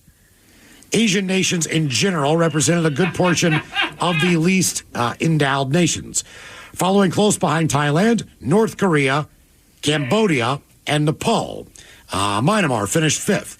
Of course, girth was equally as valuable as length. All right, who's got good girth? I feel like that's like Germany or something. It's European countries. Yep. France topped the list on thickness. Yeah, we have the thickness. Netherlands, Ecuador was up there a little bit. Belgium. What is going on in Ecuador? We got length, we got girth. You name it, we got it. Denmark rounded out the rankings. We got that Ecuadorian penis. But I'll tell you, here are the top 10 penis lengths by country. Coming in at number 10. You're dating an Ecuadorian? Well, I'm done. I can't top that. And number 10, didn't like you anyhow. At 6.5 inches comes in the nation of Cameroon. Oh, Cameroon. All right. Number 9 is Colombia. Lebanon is 8.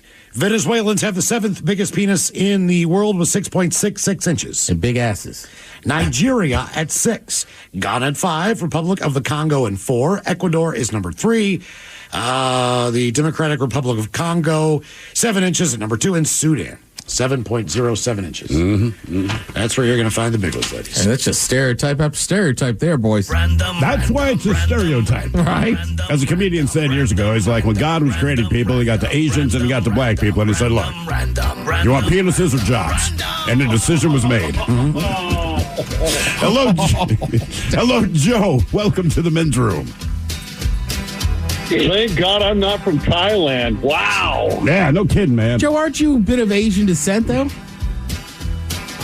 Oh, very, very little. Very little. Just that one part. The rim shot should be in there. Just the one part. Oh, hey, guys, I want to congratulate you on your 20 years in Seattle. Hey, thank you, man. Thank you. Man, we appreciate it, man. Let's see here. You guys 2 weeks before you went on the air, and I remember that. It was a fun day. It was a Super Bowl party. Hey, Joe, we got an invitation to a party coming up at 4:30 here, so stick around for that. I'll be tuning in. That way we can hang out. All right, let's do this one. got it. What just randomly dumb thing have you always kind of just wanted to do? It's not the maybe the most important thing. Maybe it is. But just what dumb thing have you always wanted to do? Oh, of course, and it's on my bucket list, skydiving. But the problem with it is I weigh too much to do the tandem. What's the weight limit on it? When I did it before, they told me, and I cannot remember. Because you lost a lot of weight, haven't you? Well, yeah, but still, I'm like 10 pounds over. 220 is the limit. Okay. Being that I'm tall, it's I'm not going to lose weight to just do that. Okay, but I'd have to lose muscle. Would you even feel comfortable if, say, you're 218 and you qualified? Right. You still don't have that comfort level, right? Based on the fact that you're right there on the line on the weight. Yeah, but I think I would think so. Yeah. But I think the way they do it, if they say 220 is the limit, then 250 is the limit. That is my belief in all these things, right? Okay. So you say 220 to keep it there or lower, but that means they could probably handle up to 250, but they're not trying to do that. Okay. All right. It's like if a woman's pregnant, like, don't drink any wine. You can have 2 or 3 glasses a night. But if they tell you that, you will have 5 to 7 glasses a night. So they just say don't have any. That way, if you slip up and have 1 or 2, you're still in the safe zone. Okay. All right. Reason we asked what dumb thing have you always wanted to do? This would be horribly violent, but I've always wanted to have a gun and be like, dance for me. And shoot at the floor. Shoot at their feet. Wow. You know what I mean? These Westerns I'm going to hang out with Joe, man. These Westerns have really warped your brain, haven't they? They have. I got to stop watching it. Okay. A Friday morning flight from Atlanta to Minneapolis ended before it started, and this is one of my dumb things I've always wanted to do. Granted, it wouldn't be a good situation, but passengers on the flight had to exit the airplane via the slide. Yeah. The airplane was carrying 201 passengers and 7 crew members, experienced some kind of engine issue, and aborted its takeoff from Hartsfield in Atlanta. The incident happened after 9 a.m., and they didn't mean to. It just triggered the plane's emergency slides, which all the passengers used to deboard onto the snowy tarmac and walk off. And not one of them had a problem with it. See, I just, for whatever reason, as long as we're not crashing or whatever the deal is, and if it's a safe situation, sure, I'd love to. I always want to just jump down one of those slides. All right, let's see. We got a special announcement coming up for you at 4:30, and your emails on the way next from the men's room at KISW.com. Plug in a Hyundai EV and the extraordinary happens. From the charge time and range in the Ioniq 5 and 6 to the adventurous spirit of the Kona Electric to the 601 horsepower Ioniq 5N. Hyundai EVs make the extraordinary electrifying. There's joy in every journey. EPA estimated 303-mile driving range for 2024 Ioniq 5 SE SEL Limited rear-wheel drive and 361-mile driving range for 2024 Ioniq 6 SE long-range rear-wheel drive with fully charged battery. Actual range may vary. Visit HyundaiUSA.com or call 562-314-4603 for more details. This podcast is brought to you by Kleenex Lotion Tissues. You can't predict sick days, but with Kleenex Lotion Tissues, you can be better prepared for them while helping keep your skin healthy. Whether it's a surprise sneeze or a stuffy nose, it's always good to have something gentle on hand. Kleenex Lotion Tissues moisturize to help prevent skin irritation while you're battling those unwanted cold and flu symptoms. It's extra care when you need it most. I mean, why not have one less thing to worry about when you're not feeling your best? For whatever happens next, grab Kleenex. Presented by T-Mobile, the official wireless partner of Odyssey Sports. With an awesome network and great savings, there's never been a better time to join T-Mobile. Visit your neighborhood store to make the switch today. Every week on the Moth Podcast, we share stories that are funny, strange, heartbreaking, and above all, true. I myself have been married for 56 years. Unfortunately, to 4 different women. It turns out the people I was looking for all my life is what you people would call nerds. Follow and listen to The Moth on the free Odyssey app or wherever you get your podcasts. Escape to paradise with a relaxing 6-night stay in the iconic islands of Tahiti and Moorea. Enjoy an all-inclusive nonstop flight to Tahiti from Seattle or Los Angeles on Air Tahiti Nui, the world's most immersive travel experience. From the vibrant cabins to the warm and welcoming crew, you will be transported to Tahiti from the moment you step on board. This dream getaway also includes beautiful accommodations, excursions, daily breakfast, all transfers, and more, starting at just $26.95 per person. Call 1-877-468-2448 to book yours today. Lovers wants to know, ever forget Valentine's Day in the past? Need to make up for it? Do it and them right this time with the perfect pleasure present from Lovers stores. Whether you're looking for spicy toys, alluring lingerie, or exciting accessories, Lovers has it all. Save 20% when you mention unforgettable at one of our 18 Western Washington locations. Offer valid with free Lovers Afterglow Rewards membership until February 28th. Some exclusions apply. What's up? It's your boy, the Ted Smith. When that pipe starts to trickle and you're in a real pickle, call Pinky. When that burst pipe starts to smell right, call Pinky. When your water heater's shot and it won't get hot, call Pinky. When you get home to a flood, call your best bud. Pinky's Plumbing to the rescue. No job is too big or too small. Pinky's does it all. So when your plumbing backs up and things get stinky, call Pinky's. Pinky'sPlumbing.com.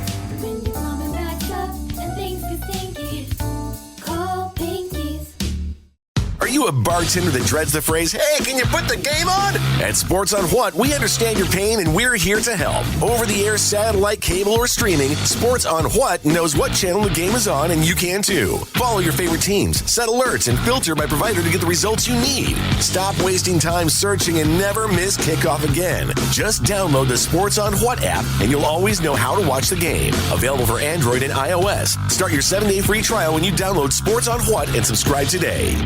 The debauchery rolls on. You're listening to The Men's Room with Miles and Thrill. 99.9 KISW. Got time announcement coming up for you at 4:30. But first, time for a few emails to The Men's Room at KISW.com. We do have a birthday today. Guys, first off, congratulations on your 20-year anniversary. I've been listening to you all those years, and I remember when Ted married himself. I appreciate what you do, which is bringing laughter and escape from reality and traffic. Today is my 50th. Can I please have a owl hitting the window, and oh dear Jesus, and a cut that bitch off. I thank you guys. Keep up the great work. That from Aaron in Puyallup. Oh dear Jesus. Cut that bitch off. That's all the birthdays we got. All right, bye guys, here you go. Happy, happy, happy birthday. Happy, happy, happy birthday. Happy, happy, happy birthday to you, to you, to you. Ya's a Dirty Germans, brought to you by Men's Room Original Sausage. Available through Uli's World Famous Sausage, mensroomlive.com, and other fine retailers. Schweinefleisch. What did she say? It means like pig flesh or pig meat. All right. Yes. Schweiner, meaning the pig, flesh being skin. So I believe she was just saying, ooh, pig skin. She's a big football fan. Yes. Okay.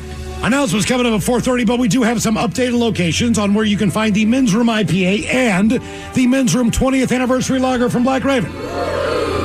Available now, guys, on tap at the Red Robin in Smoky Point. All right, Red Robin. Cheers, guys. Oh, nice. That from Kevin. Check yourself an onion ring tower and some ice cold IPA. That is exactly what I was picturing in my head, ma'am. It's the onion ring tower. Gentlemen, yeah, man. Me and the dad are currently drinking a Men's Room IPA on tap at the ferry from Mukilteo to Whidbey Island. Oh, nice. That from former Muck Ace John. Muck Ace. Machola's finally the Black Raven Men's Room IPA on tap at J.R. Finicky's Pub in Monroe. Excellent. Oh, yeah. Thank you, Lord Jesus, it says.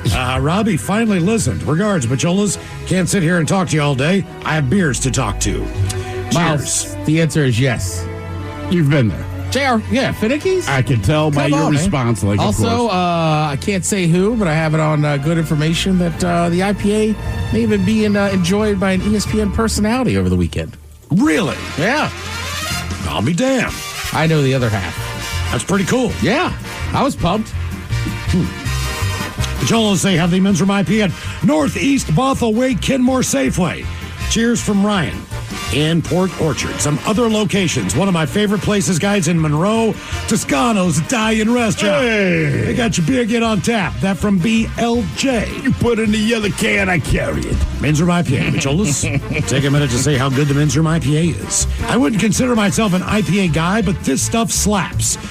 Thanks for all the laughs and great beer, gentlemen. That from Matt, the Greasy operator. The Greasy, I like it. We said this to a million people. A lot of people say, man, I don't like IPAs.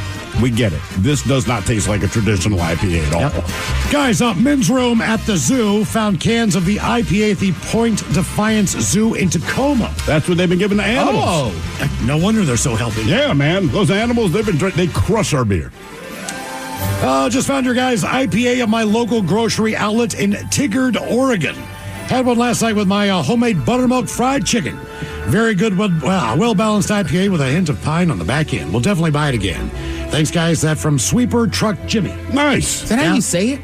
Tigard, maybe? I don't know. I pass it all the time. How did you spell your dog's name? 2 G's? Yeah. Well, T-I-double-gur. Okay, all right. Well, maybe it's Tigard. Just like Tigger said. Mm-hmm. Well, Tigger also was a big personality in the D.C. area and BET. Oh, and he's right. still within our company down in Atlanta. Yeah. That's Tigger. right. He is in Atlanta now. But that's what he used to always say. T-I-double-gur. Yes. Oh, look what we have here. I always heard baby gur, but whatever. The Men's Room 20th Anniversary Lager sightings. All right. From Black Raven Brewing. Boys, found your new beer at QFC in the Renton Highlands. Shout out to the manager, Josh, for bringing 2 cases in just for me. It's a great beer. My wife likes it better than the Men's Room IPA. This is wonderful news because now she'll leave my IPA alone. Yeah. I'm hoping to incorporate it into some recipes. Is the lager going to be around all year? I hope so. Stay thirsty and LARP on. That from Shannon. Should be available the entire 20-year anniversary. I believe so. Year. And that's the whole idea, is to put out a special one for our 20 years here in Seattle. And one more, guys. I found the Men's Room Lager at the Fred Meyer on Bothell Everett Highway in Everett. Attached is a picture Ted Rules. That from Stevie, the Packers fan. Oh, nice. Oh, let's see it. There you go, man. Yeah, that is some shelf space right there, my friends. Okay. A couple of other general comments on the emails. Texas Roadhouse. Guys, Jimmy Mac's Roadhouse in Renton is basically the same thing as Texas Roadhouse. That from Jake. I've been to Jimmy Mac's a bunch. We've had it, right? We've had it here at the office, but I don't know, Texas Roadhouse. You want to go to the source? Excuse me. Is so famous that I feel like I got to try their rolls. People are hoarding them. Okay. Mm-hmm. And one more, guys. Heard you guys talking about possible future world tour host sites. If you don't already have one planned for Bellingham, may I suggest killing 2 birds with 1 stone? Always. Getting a hold of Texas Roadhouse to do something there. Maybe even a live remote. P.S. Did Miles actually lose counts of the happy hours or just intentionally throwing out random numbers? I am intentionally throwing out random numbers. Yeah. Just to make it more difficult and interesting for me. Time to make a very special announcement.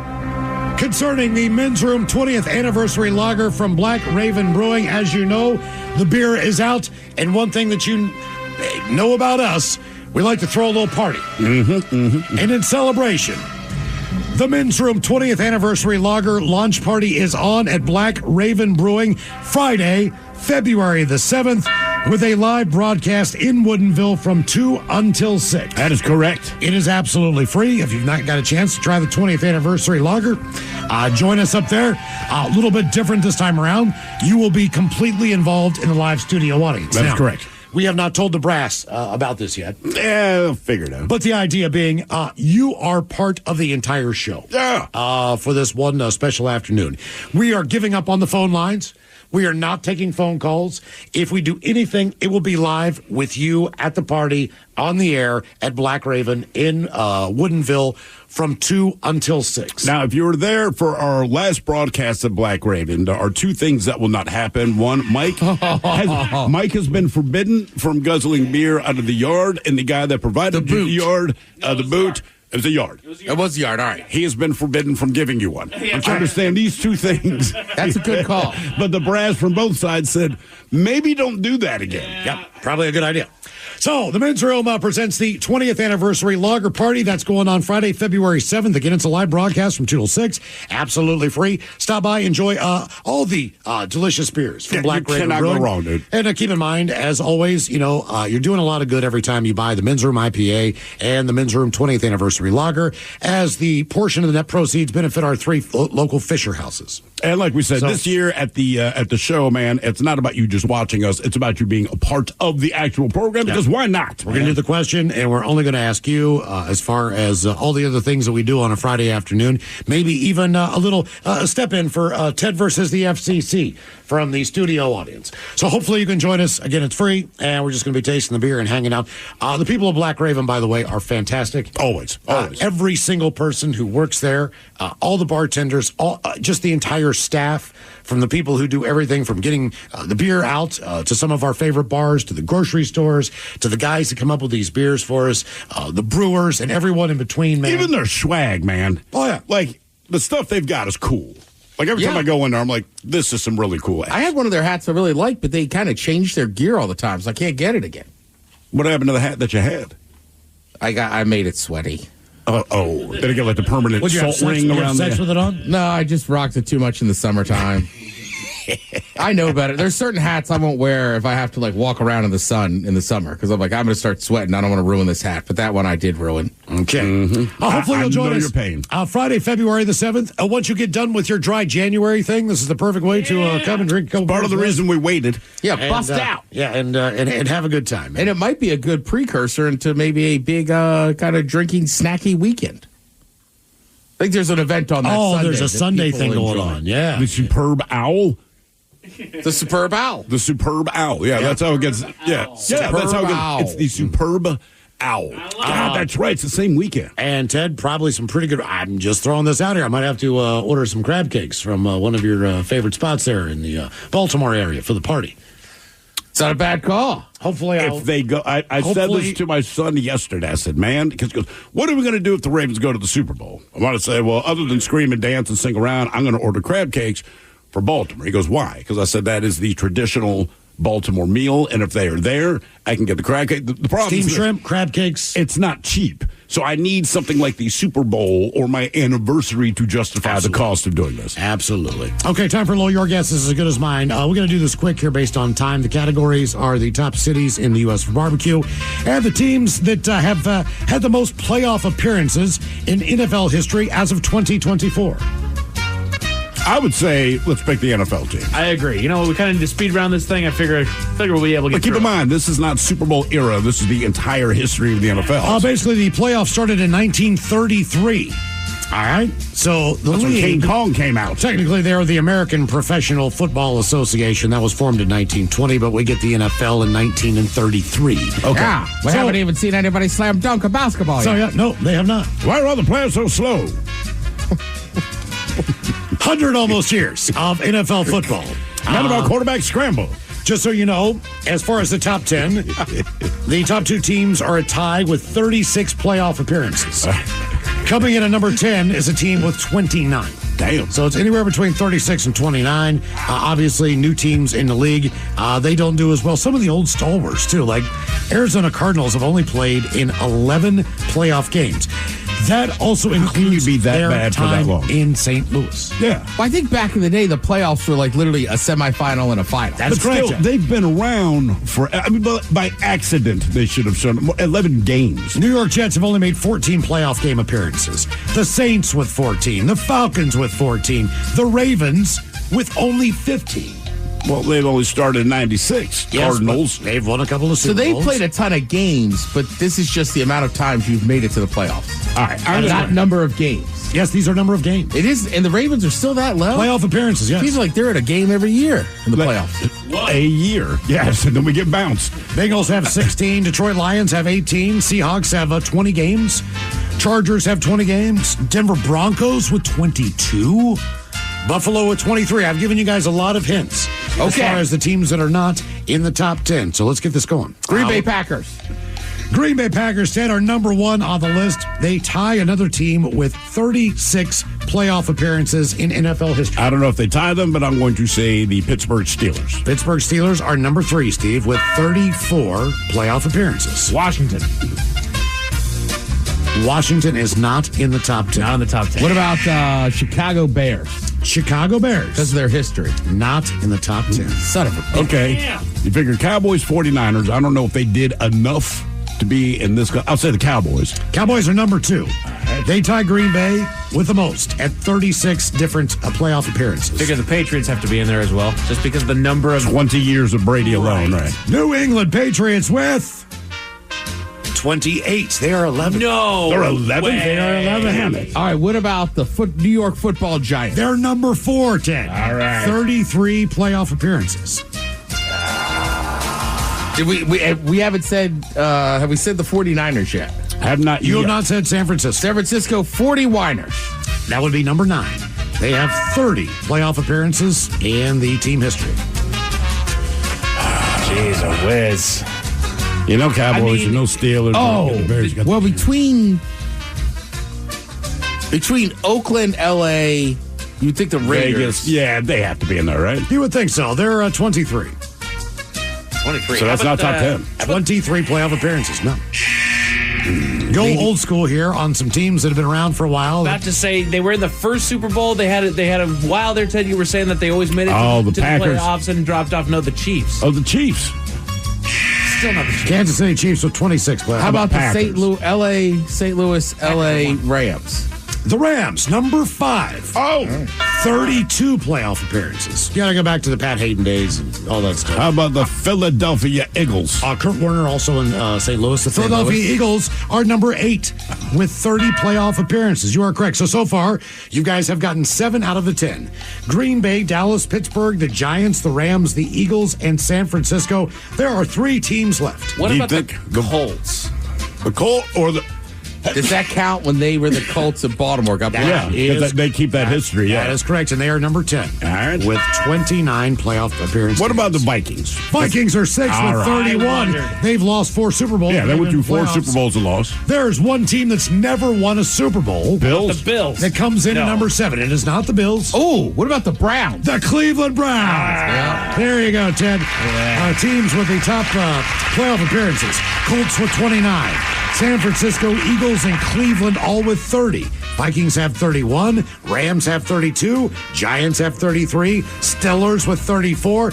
And your number 1 teams, Green Bay and Dallas, with 36 playoff appearances. There you go. All right, coming up at 5:08, we will drink a toast with a shot of the day. You are listening to The Men's Room. Hiring is a lonely business. Posting jobs, sifting through resumes, interviews with unqualified applicants, being ghosted. What if you could link with dozens of qualified candidates who are ready to work right now with just one connection? That's Express Employment Professionals. Find us at expresspros.com. One connection, the workforce you need. Problem solved. Express Employment Professionals. expresspros.com. Yeah, sure thing.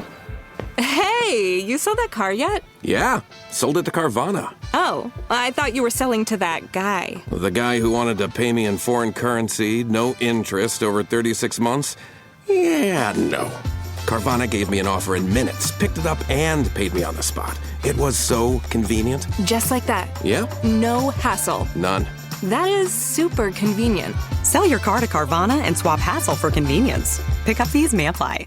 Plug in a Hyundai EV and the extraordinary happens. From the charge time and range in the Ioniq 5 and 6 to the adventurous spirit of the Kona Electric to the 601 horsepower Ioniq 5N. Hyundai EVs make the extraordinary electrifying. There's joy in every journey. EPA estimated 303-mile driving range for 2024 Ioniq 5 SE SEL limited rear-wheel drive and 361-mile driving range for 2024 Ioniq 6 SE long-range rear-wheel drive with fully charged battery. Actual range may vary. Visit HyundaiUSA.com or call 562-314-4603 for more details. The brand new Grand Casino and Shoreline is now open. Step into the action with Vegas-style table games like Baccarat, Heads Up Hold'em Poker, Pai Gow, Blackjack, and High Card Flush. Feeling hungry? Feast on delicious Chinese, Vietnamese, and continental dishes plus breakfast favorites. Dine in or take out. And don't miss daily happy hours from 4 p.m. to 7 p.m. and 10 p.m. to midnight. Grand Casino and Shoreline off Aurora. Open daily from 9 a.m. to 4 a.m. Visit GrandCasinoGaming.com. Welcome to the Grand Experience. Is your team at work feeling a little disconnected? Maybe the workflow's not flowing? Try Confluence by Atlassian. Confluence is the connected workspace where teams can create, organize, and deliver work like never before. In Confluence, teams can whiteboard their vision for any project, easily create or access the relevant pages and resources they need, and discover important context they might not even know they need. Plus, AI helps teams jumpstart brainstorms, organize information, and connect workflows, so teams can move efficiently and create alignment with ease. In fact, with Confluence, teams can see 5.2% average boost in productivity in 1 year. So if your team lacks confidence, try Confluence, the connected workspace where teams can do it all. Set knowledge free with Confluence. Learn more at Atlassian.com/Confluence. That's ATLASSIAN.com/CONFLUENCE. 99.9 KISW. The shenanigans continue. This is the Men's Room with Miles and Thrill. 5:08, we'll drink and toast for the shot of the day. And we do have your headlines on the way at 5:50.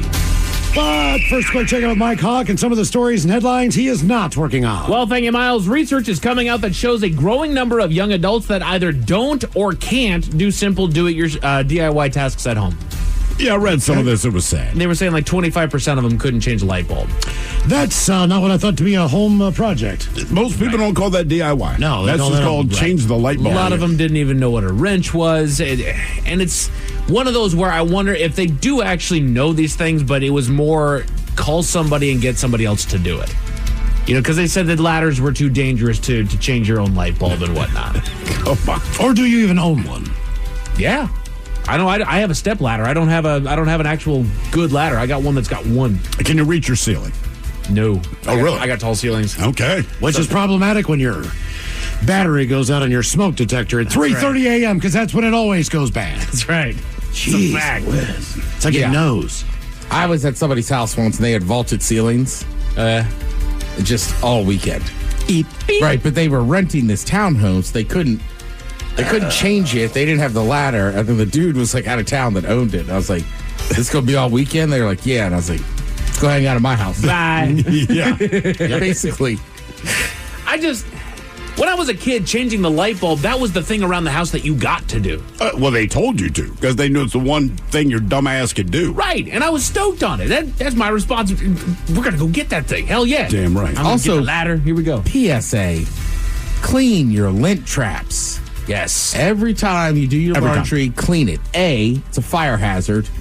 B, you're going to look really dumb when you call somebody over to fix your dryer and it's not even broke. It's that you haven't cleaned the goddamn lint trap. Right. I'm so anal about that. I'm pretty sure I get it from my father. My wife's just kind of like, I'm like, baby, my God. It's like you put the dog in the dryer and it died. There's got to be something we can do to repurpose that lint.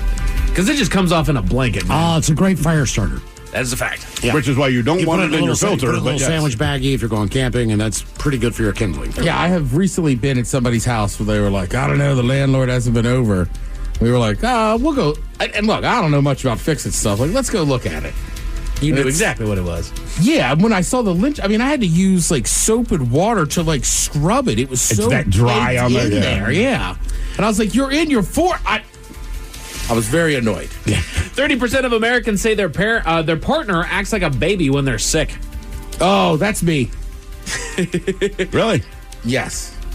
I hate being sick, and I'm just like, leave me alone. I don't feel good.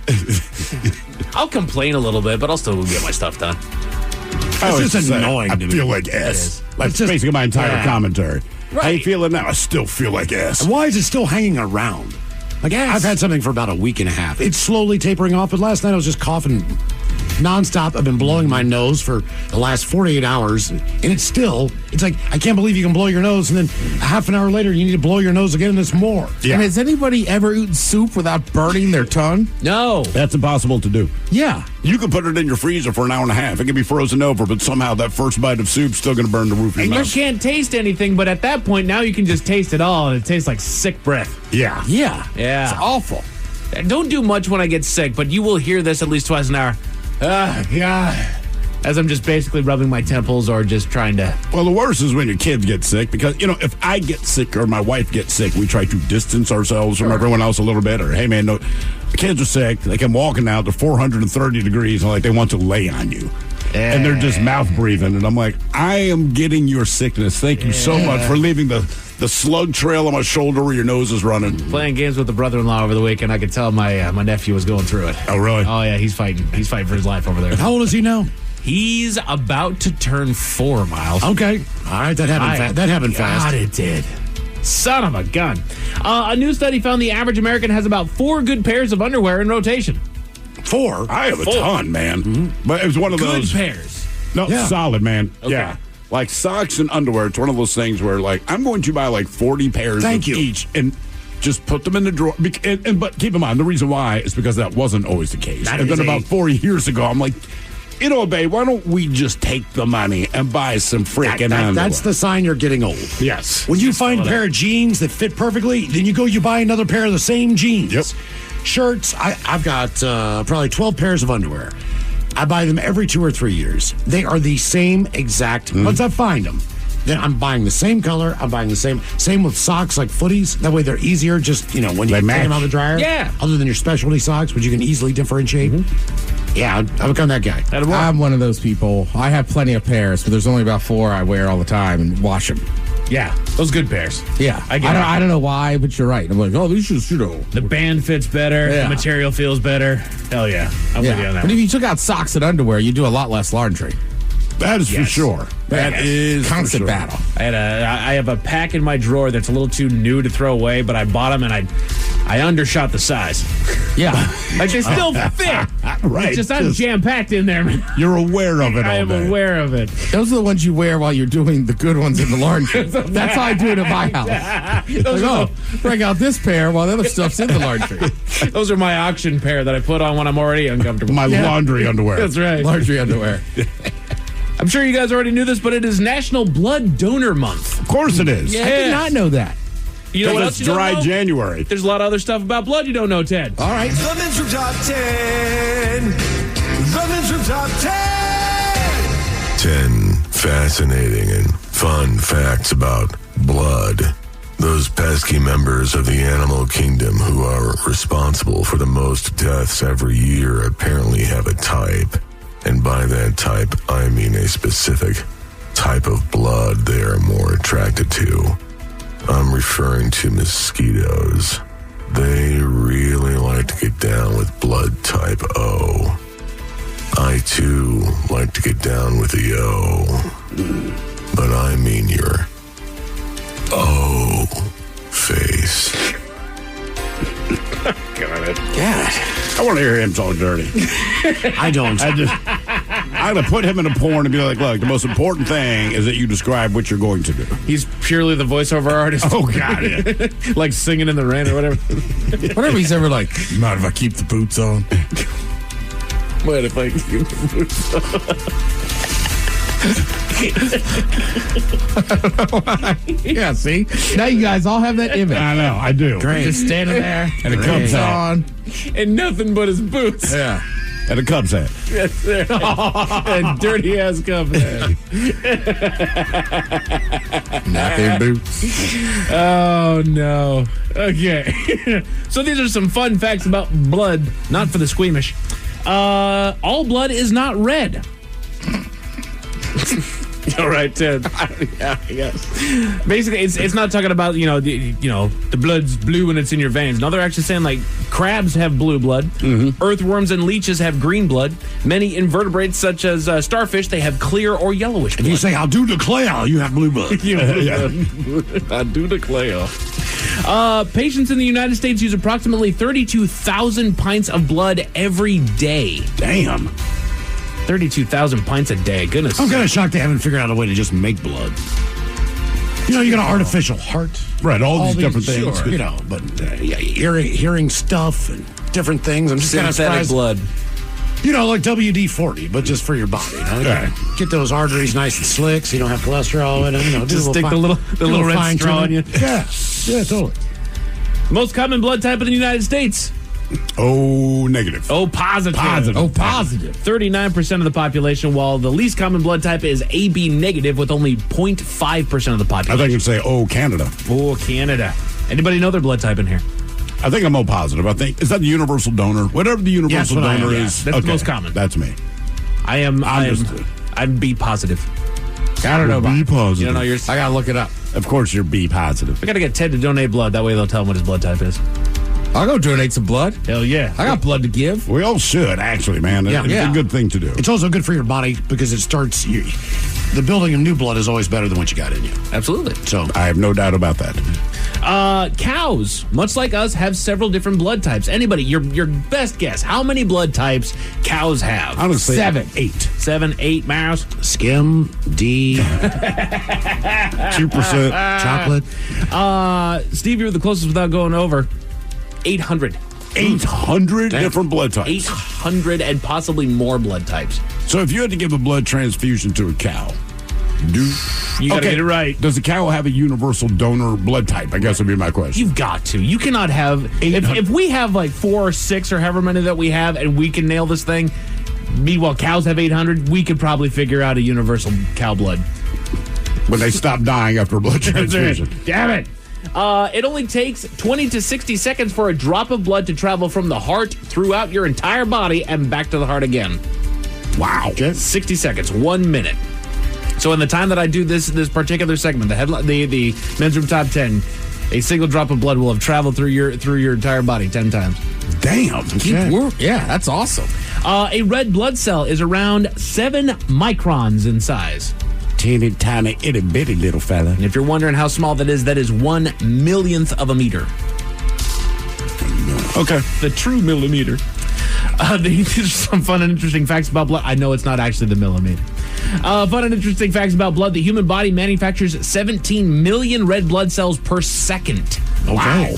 If stress precipitates a need, the body can produce up to 7 times that amount. That's kind of impressive. 119 million red blood cells per second if the environment calls for it.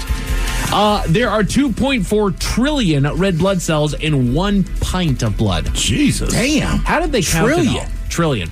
Guys still counting. Probably with a microscope. Good call. Guys in there counting. And when the guys in there counting, someone walked by and just went, 17. Like, damn it. 12, 6, 14, 32. 32,500,000. And there are Damn it, Gerald. There are 150 billion red blood cells in 1 ounce of blood.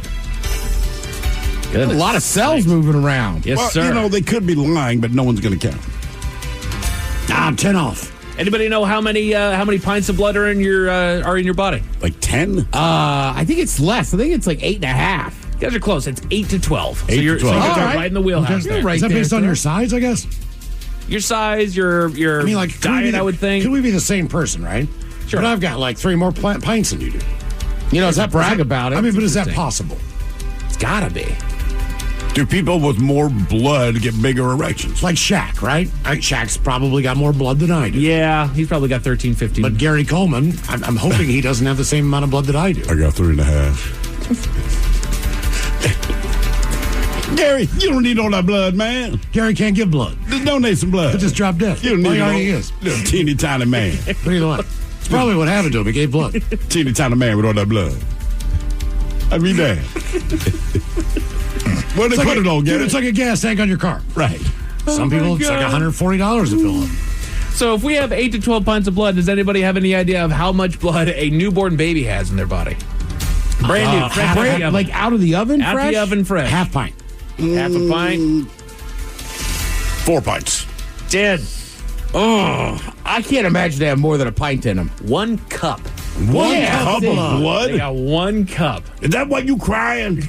Making all that damn noise.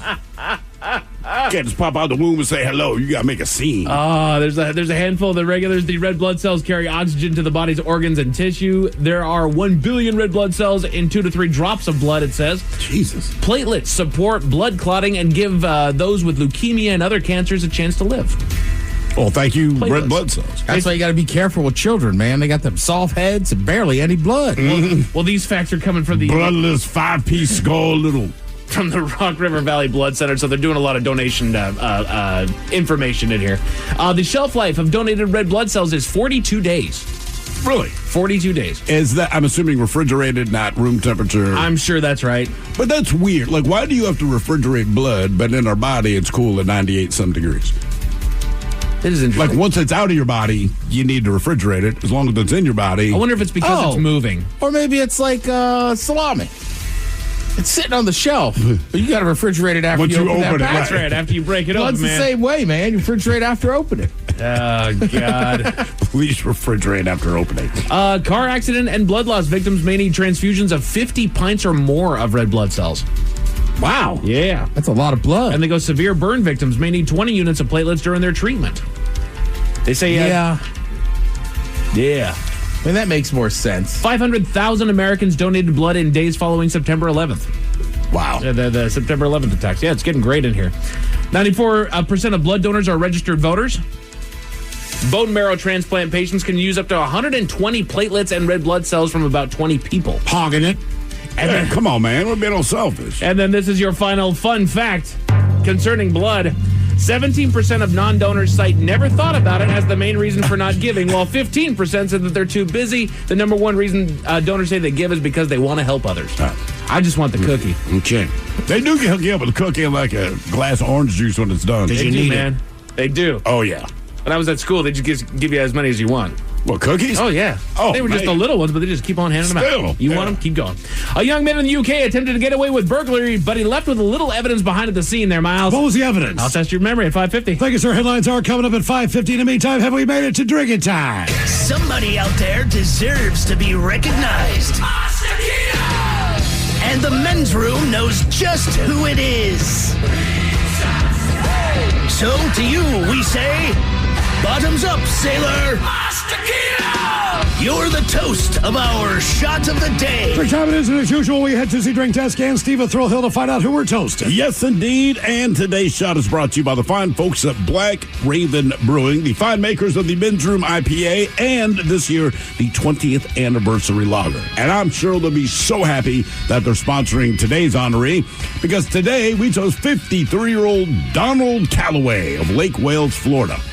Now, police there, they received a call from someone who was watching Donald. And according to this person, Donald was, quote, acting suspiciously. And by suspicious, they meant that he was masturbating next to a horse. No! Well, the cops weren't so sure. It could be a prank call. But then the caller followed up with a cell phone video that they forwarded on to the police. And sure enough, there was Donald touching himself while touching the horse. Now, what made Donald's attempt at bestiality so much more unique than others was the orifice of choice. Now, there's no good way to have sex with a horse, but our honoree was attempting to have sex with the horse's, you ready, Ted? Nostril. Oh. I mean, horses do have a big nose. Stop there. That is what he figured out and said, I'm going to put that there. Well, the horse wasn't having it. It ended up working out that way. Thankfully, naturally, Donald was arrested. He did admit to it. He said it was a dumb thing to do, but I like this. He said, guys, this was his out. Man, I just haven't had sex in like 2 months. 2 months? 2 months. No. I thought it'd be like 2 years, 20 years. I just got in jail, something like. 8 weeks, and now a horse's nostril looks good. You got a pretty nostril. Maybe he knows something. That would have never crossed my mind. Love thy neighbor. Oh, there you go.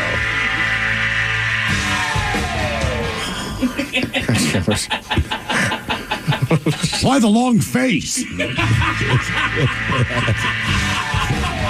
Cuz, what you're doing to me, man? The nostril. It's a different version of a salt lick. Your nose are horse. Horses are so big, too. They are big. Yeah. Like I said, there's no good way to do it, but somehow he still made it wrong. You know what I mean? Like, bestiality is already gross. I was like, dude, you just upped it a level. Like, how did you do that? Well, congratulations. The nice thing about it is they posted his picture. So where was this again? This was in Fort Wales, Florida, where apparently if you go longer than 2 months without sex, you're down for anything. So we pour this booze and we drink this booze because we think it's yummy. Yummy! So over the tongue and down the throat to party in our tummies. Down the hola bichola. I was going to get tested on the line for Profile This now. 206-803-ROCK. Profile This is next. Auto insurance rates are on the rise, which is why you should call Vern Fonk Insurance. Vern Fonk could save you up to 20% on your auto insurance. The pros at Vern Fonk will do all the work, comparing different plans to find you the best options. And they can insure you over the phone. One call to Vern Fonk could save you up to 20%. Call 206-408-5094. 206-408-5094. Remember to honk when you drive by Vern Fonk. Restrictions apply based on a Q3 2023 study of Vern Fonk Insurance customers who reported saving when they switched. License number 1070622. This podcast is brought to you by Kleenex Lotion Tissues. You can't predict sick days, but with Kleenex Lotion Tissues, you can be better prepared for them while helping keep your skin healthy. Whether it's a surprise sneeze or a stuffy nose, it's always good to have something gentle on hand. Kleenex Lotion Tissues moisturize to help prevent skin irritation while you're battling those unwanted cold and flu symptoms. It's extra care when you need it most. I mean, why not have one less thing to worry about when you're not feeling your best? For whatever happens next, grab Kleenex. Presented by T-Mobile, the official wireless partner of Odyssey Sports. With an awesome network and great savings, there's never been a better time to join T-Mobile. Visit your neighborhood store to make the switch today. Hey, I'm Ben Stiller. I'm Adam Scott. And we make a TV show called Severance. On January 17th, Severance is back for season 2 on Apple TV+, and we can't wait for you guys to see it. And before the premiere, Ben and I are going to be binging season 1 and putting out daily recap podcasts. Yep. Each weekday beginning January 7th, we'll be dropping an episode featuring exclusive behind-the-scenes tidbits and brilliant insights from our cast and crew and us. Patricia Arquette, Britt Lauer, Zach Cherry, John Turturro, the list goes on. All your favorite Lumen employees, their friends, families, enemies, in your feed every single weekday. And here's the best part. After that, we're going to keep going. Tune in weekly as we recap every episode of Season 2. The podcast drops on the same day the episode comes out. It's the Severance Podcast with Ben and Adam. On Apple Podcasts, the Odyssey app, or wherever you get your podcasts. Escape to paradise with a relaxing 6-night stay in the iconic islands of Tahiti and Moorea. Enjoy an all-inclusive nonstop flight to Tahiti from Seattle or Los Angeles on Air Tahiti Nui, the world's most immersive travel experience. From the vibrant cabins to the warm and welcoming crew, you will be transported to Tahiti from the moment you step on board. This dream getaway also includes beautiful accommodations, excursions, daily breakfast, all transfers, and more, starting at just $26.95 per person. Call 1-877-468-2448 to book yours today. Lovers wants to know, ever forget Valentine's Day in the past? Need to make up for it? Do it and them right this time with the perfect pleasure present from Lovers stores. Whether you're looking for spicy toys, alluring lingerie, or exciting accessories, Lovers has it all. Save 20% when you mention unforgettable at one of our 18 Western Washington locations. Offer valid with free Lovers Afterglow Rewards membership until February 28th. Some exclusions apply. What's up? It's your boy, the Ted Smith. When that pipe starts to trickle and you're in a real pickle, call Pinky. When that burst pipe starts to smell right, call Pinky. When your water heater's shot and it won't get hot, call Pinky. When you get home to a flood, Call your best bud. Pinky's Plumbing to the rescue. No job is too big or too small. Pinky's does it all. So when your plumbing backs up and things get stinky, call Pinky's. Pinky'sPlumbing.com.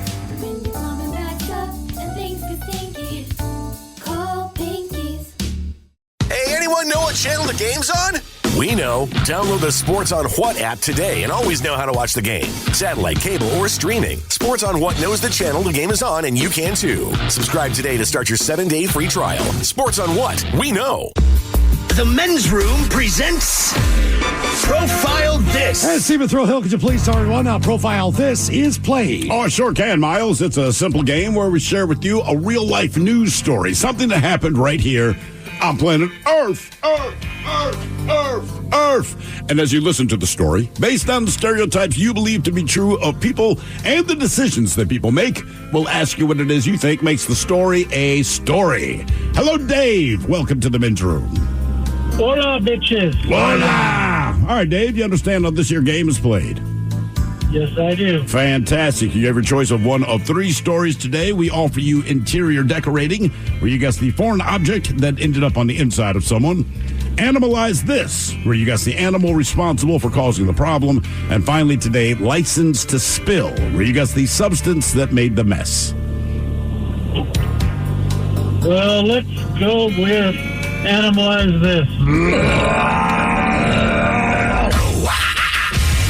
A zoo in Switzerland said winter storms allowed 2 of their animals to escape their enclosure. One of the animals wandered all the way into the nearby woodlands. The Walter Zoo in Gossau said heavy snowfall caused branches to break in the enclosure, giving a path for the animals to climb to freedom. Now, one of them traveled only a few yards away and was found munching on branches with the zoo's vicuñas, which apparently is the South American relative of a camel. But the other was more adventurous. They say her tracks led outside the zoo and into the forest. Zookeepers, aided by a helpful pedestrian and a tracking canine, located the animal, taking a leisurely stroll in the forest. After a short sprint, our animal keepers were able to catch her safely with the net to bring her back to the zoo.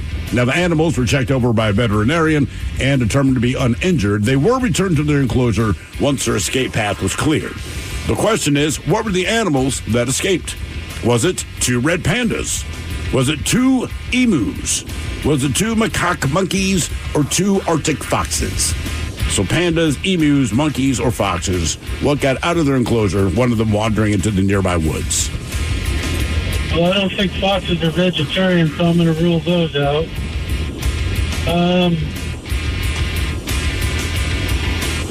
You said they lured him back in with what? Basically, they just tracked the thing down, and it was easy enough for people. They got to lure it back, throw a net over it, took their ass back to the enclosure. Dave, I'm going 2 red pandas, Dave. Yeah, that's what I'm going to. I can't think of an emu crawling over a tree and out of a enclosure. Okay. I'm going to go with the red pandas. All right, I guess I'll go with monkeys. Monkeys. Oh, crazy SOBs. What escaped the zoo in Switzerland? Was it 2 red pandas, 2 emus, 2 monkeys, or 2 foxes? We will find out next. You are listening to The Men's Room.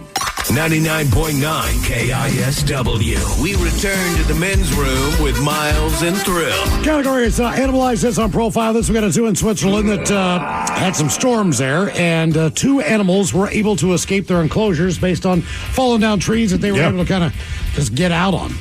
One was caught and returned. The other was returned a little bit later, but both successfully. Question is, what were the 2 animals? Red pandas, emus, foxes, or monkeys? And Dave, that is the very question that we posed to you, and I'll start with you. You agree with Miles Montgomery and what red pandas, because it seemed like an obvious answer. He said emus aren't going to you said they're eating leaves or whatever. Yeah, and you're correct. Okay. Very good. It wasn't fact. I didn't want to hurt your feelings, Ted. Normally I'd start with you and tell you you're wrong, but I don't want to do that. Yeah, well, thank you. Usually you like to rub it in, just be like, you're wrong, dude. Yeah, those are the ones that I wasn't going to do that today. I mean, you weren't right, but I don't want to start Those are with the ones that stand up and go like this, too. Have you ever seen those? But the red pandas? Oh, yeah. Yeah, they always stand up and put their 2 paws up. You like startle them or whatever. Yeah, they're just they look like they're bandits that got How caught. do you guys know this? Google. Seriously. That's like their big thing? That is their thing. All right. And then Red Panda herself is a famous performer at halftime of NBA games. Ah, okay, yeah. Mm-hmm. Yeah, Red Panda. Now for all TV Red Panda standing up. Maybe I have, man. It's just not what comes to mind. Are they as aloof and as stupid as regular pandas? And let me be clear. I think pandas are cute like everyone. I just cannot believe they're not extinct. You're not kidding. Every freaking panda. At least the red pandas. Exactly. Except that one. He looks like At least red pandas are real. Yeah, you're right. Pandas are fake. Yeah. They're just killer whales in disguise. Now for all TV news all the time, it is time for TV Time with 10. And now, because your pathetic life is confined to countless hours in front of a talking box, the Men's Room presents TV Time with Ted. Correct. All right, let's see. First of all, we did Friday night. We found out we had the second of the national semifinal college football playoff game. So now you know you have Notre Dame and Ohio State playing in the national title game. I mean, I don't know if you could be more classic college football than probably that, right? Is that Friday night? That will be on Monday, the 20th. So a week from today. A week from today. Okay. You could watch that one. Yeah, and that was a good game. Like, Texas held their own. They did. I really thought they were going to go in there and score. I wonder about some of the play calling at, 2nd and 1 back down there, but that kind of what happened. It's also wild that people need to understand, like, the NFL is a lot more, to me, less volatile than college football. For sure. It's like you have Ryan Day, who the day after Thanksgiving, they lose to Michigan at home. Team falls apart. There's a fight on the field. They're like, they might fire him. Now he might win a national title, and they'll give him a goddamn 10-year contract. Yep. It's unbelievable. That's how it works, man. Right. Michigan people will still be like, we beat Michigan. We beat them, though. They will. Yeah. Well, that's why I tweeted out Friday night. I said, when Northern Illinois versus Michigan, the real national title. Because remember, Notre Dame this year lost at home to Northern Illinois. Yep. Was their second game of the season? Yeah, something. It was just like, it's just wild. But either way, pretty good to see. And I think, obviously, the last game last night was good. But also, I kind of wanted to say this because, we had the opening round of the 12-game playoff. People were like, they're all blowouts, this and that. And like I was saying, well, look at Wild Card Weekend. Generally, right, like there's team, you know what I mean? Like, so the Seahawks have been like, we had 10 wins, we should be in. Like Alabama fans do. It's like, look, the first weekend of any playoff system. Pretty bad, especially football. Baseball's a little different. Sure. But usually the top. Baseball, you get more than one game. And in football, Correct. the playoff teams, generally speaking, show up. Like you get one shot, and typically the better teams put the ass whipping and wild card weekend on the lesser teams. Right. And like, look, if you did it like college with all the bitching and moaning, let's be honest, the Steelers wouldn't be in the playoffs. They would not have been. Because they lost 4 games in a row. You'd be like, they're not playing. Style points. Right. You'd have booted them out. You'd put somebody else in there and blah, blah, blah. So for everybody that thought like the college football system's so flawed, it's like, this is kind of what happens too. You know what I mean? And I think as an NFL fan, you kind of romanticize the playoffs so much because you remember all the big ones. But like, there have been a lot of crappy playoff games. And you blowouts. Remember last night's game. The other ones were bad. So speaking of that, so you had the Commanders playing last night. They're down in Tampa Bay. They haven't won a playoff game on the road forever since 2005 in Tampa Bay. 3 seconds left. They line up for a field goal. The last time Washington won a wild card game, won a playoff game, was 2005 here. Chance to do it with Gonzalez. From 37 to send Washington to the Final 8. The Washington Commanders off the upright, and it is in! They fight their way to the divisional round! Unbelievable! I have seen it all now. I even get a divisional doink. I feel like every time I see a game-winning field goal, it's hitting an upright. Oh, my gosh. Now, credit where credit's due. Our very own Mike Hawk, me and him and a couple of buddies are like on a football thread, right? Yeah. So the morning starts out, the first one in there, it's like, Mike's like, we just had a playoff doink. So it's kind of the Denver game. Yeah. It sounded like a bomb going off. Yeah. So it's kind of was like a joke all day. I said, now we got extra mixed field goals. And then as soon as that thing went in, I mean, we couldn't get off the text quick enough to be like, Mike, it's Doink Day. Doink Day. You were absolutely right. But yeah, it's good to see playoff football again. I'm just one of those people. It was a nice, you had 2 college games Thursday, Friday, had some games on Saturday, had 3 games yesterday, have a game today. I'm just sad. It's like, it's coming to an end, man. Then you got to go back to watching TV and regular shows and stuff on Sundays. Being productive. Yeah. Like, I don't have an out. My wife says, hey, we need to do this. Because all year, I'm like, hey, the Ravens are on. I'm not doing anything until it's over. And she understands this. In fact, she had a joint birthday party. Their birthdays are 1 day apart. And my wife's is tomorrow. Her friend's was yesterday. So they did a joint party Saturday at the watering hole, right? All right. And it starts at 7. And I said, you can do what you want. Until the Ravens game is over, I'm not leaving. Even though they kicked Pittsburgh's ass, I'm like, right, until those 3 zeros. And then I need to watch the highlights to relive this great moment. So we got there about 8:30. I was having a couple beverages with a friend of mine, and me and her were sitting at this bar, and they had on the first game. Mm-hmm. Then the second game, and I said to the bartender, said, just so you know, the game, we don't have Prime. Oh. And then I'd say over the course of the next hour, I heard that conversation plenty of times. We don't have Prime. We don't have Prime. I mean, people are just strolling in, or just like, you going to put the game on? Yeah. And they're just like, we don't have Prime. Like, oh. They should almost put that on a sign. Just so the bartender doesn't have to repeat it 400 times. I would have left. Yeah, I mean, I would have. Dead serious. Just what's plan B? Yeah, well, or you could do like what I do sometimes if you're somewhere, and I offered to do it. I was like, I'll just pull it up on my Xfinity app, which is great. I love using that thing. But then stream it? And then, right, if your TV's new and smart enough, just put on your Bluetooth, man. I'll put it on for us. My TV's smarter than I am.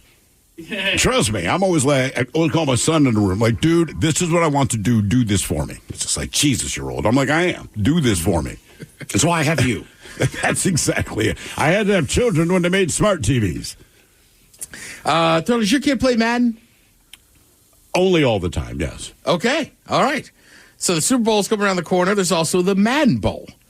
This year, they have performers. Chris Stapleton, Jelly Roll, Shabuzi. Wait, so like if he's playing Madden, these are the best guys that play Madden. The Madden Bowl is all the best players around the world, and it's a $1 million prize pool. It's at a theater in New Orleans the same weekend as the Super Bowl. For whatever reason, I've never heard of this before. Really? I know what Madden is. I just did not know they had $1 million. I know the Puppy Bowl. I know the Bud Bowl. I know all these things they used to do. I mean, I must be out of touch.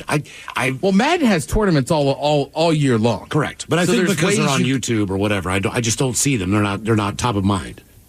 Well, in your defense, most of them are never going to be on broadcast TV except the Madden Bowl, and then ESPN usually will have in the next couple of weeks you'll see. Like those random times. So basically, like on the weekends now, you don't have other stuff going. You'll see like a couple half-hour shows where it's like, all right, these players versus these players. So I mean, they've been doing it for a while, but yeah, Super Bowl weekend they have it in the same place in New Orleans at this theater. That's quite the lineup, though. It's unreal. They were saying that's Friday, February 7th, bringing together fans, music, athletes, esports, and Madden in an unforgettable celebration of football. My kid is all about. He's learned a lot about football, the players anyway, both former and current, just by playing Madden. It's unbelievable. Although he was stunned, about 2 years ago when Madden died. My son, Dad, did you know that John Madden was a person? I said, yes, I knew that. He had no idea. I said, right, he lent his name to this game, and his legacy will go on basically as long as you're alive because of that. But I'm like, he was a player, then he was a coach, then he was a broadcaster. Yes, he's been around for a hot minute, bro. Dude, there's some of these nerds on the internet that I don't think ever played the sport, but they've played so much Madden. Oh yeah, when they break down game, they could break down game film the same thing, and I mean, they know more terms than most people I know that played football, and I'm just like, oh my God, they've just taught themselves the game inside and out by that's what you do. Yeah. You're picking routes, you're picking defenses. My son does it now. We'll watch a game, we'll watch an actual game. As soon as the offense lines up, he'll call the play. So, dude, I run this all the I can't believe the defense can't defend this because this guy, and he's right. It's like Tony Romo calling the game. Also, he was the guy that really kind of launched the turducken. I mean, he didn't invent it, but he was the guy that went off for 5 minutes on exactly what this is and cut into it and layered it down. And next thing you knew, people were trying to do that. Yeah, I mean, Madden's influence on football, besides coaching and winning Super Bowls, is unreal between the game and just commentary. And then also, I'm of the age where we had Tecmo Bowl, Super Tecmo Bowl, and then there was a couple years off. And then when Madden came out, it's hard to, your son would never know this, but we knew John Madden as the coach and everything, the TV guy. But to hear his voice on a game was just absolutely mind blowing. You know what I mean? It was unbelievable. My son, by the way, now, he explained to me in the current iteration of Madden, I guess 2 of the 32 head coaches, and I do not know, did not sign off that their likeness used, right? He pointed this was yesterday. He explains it to me. And because of his uncle, he now wants to lobby Madden to do the likenesses of the actual officials. Yeah! I was like, you know, man, one, That's not bad. They're not going to pay him for it, but yeah, it'd be kind of cool if he could see his Uncle Adrian pop up. Not all on the screen. crews are the best. That's a problem. You got a game up against somebody. Like maybe you're in a $1 billion tournament down in New Orleans and you get the worst crew in the NFL. Right, you get that. Oh, no. Surely they would have to grade them the same way as they do the players. They do. They get graded, man. Madden's tough, though, too. Like, right, I stopped really playing video games before we got into this era of, like, the headsets so you could talk to everybody. Yeah. Like when I left, you still had to have, like, 4 people over at the house to the same system. But I watched this video the other day, and this guy's just getting dismantled by, like, a 12-year-old boy who is just calling him a bitch and this and that. And like, basically, he could do nothing about it. The kid's, like, calling out his plays. I'm just like, oh, my God. Dude, it's brutal. I'll watch him because he has a buddy. They'll be in 2 different places, but they have their team, and they're playing 2 other guys located somewhere on this planet, right? And, I mean, there's a lot of trash talk. And you would think they're actually coaching, like, real people. Because they call their plays, man, and when they don't execute it, it's the same as you see a coach on the sideline screaming at the players. It's the exact same thing, but in the end, it's just competition, right? That's all it is. So yeah, and when all those people, kids, adults, when everybody's learning all that stuff, you'll be just as big as nerds as we are. Mm-hmm. I think I scared somebody the other day. I jumped off the couch. I was like, oh, they pulled the tackle. They're like, that play didn't do anything. I'm like, it didn't. When's the last time you seen the left tackle pull and run down the line? Get excited here, folks. Yeah, exactly. All right. Let's see. Timothy Chalamet, ball knower. Everybody knows him. On January 25th, he's going to host SNL. He'll also be the musical guest. Okay. Which some people are, no word what he's singing, but I don't think he has a record. So you assume he's singing Dylan songs because he's playing Bob Dylan right now? Yeah. You can do Tom Petty. If you can do Dylan, you can do Tom Petty.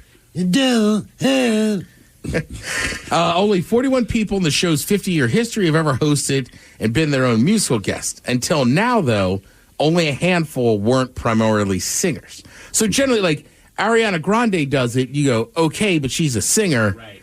So this one's a little different. But some of the stars who are not singers primarily, Lily Tomlin did it twice, 75 and 83. Desi Arnaz in 1976. And then in 1979, think of an actor.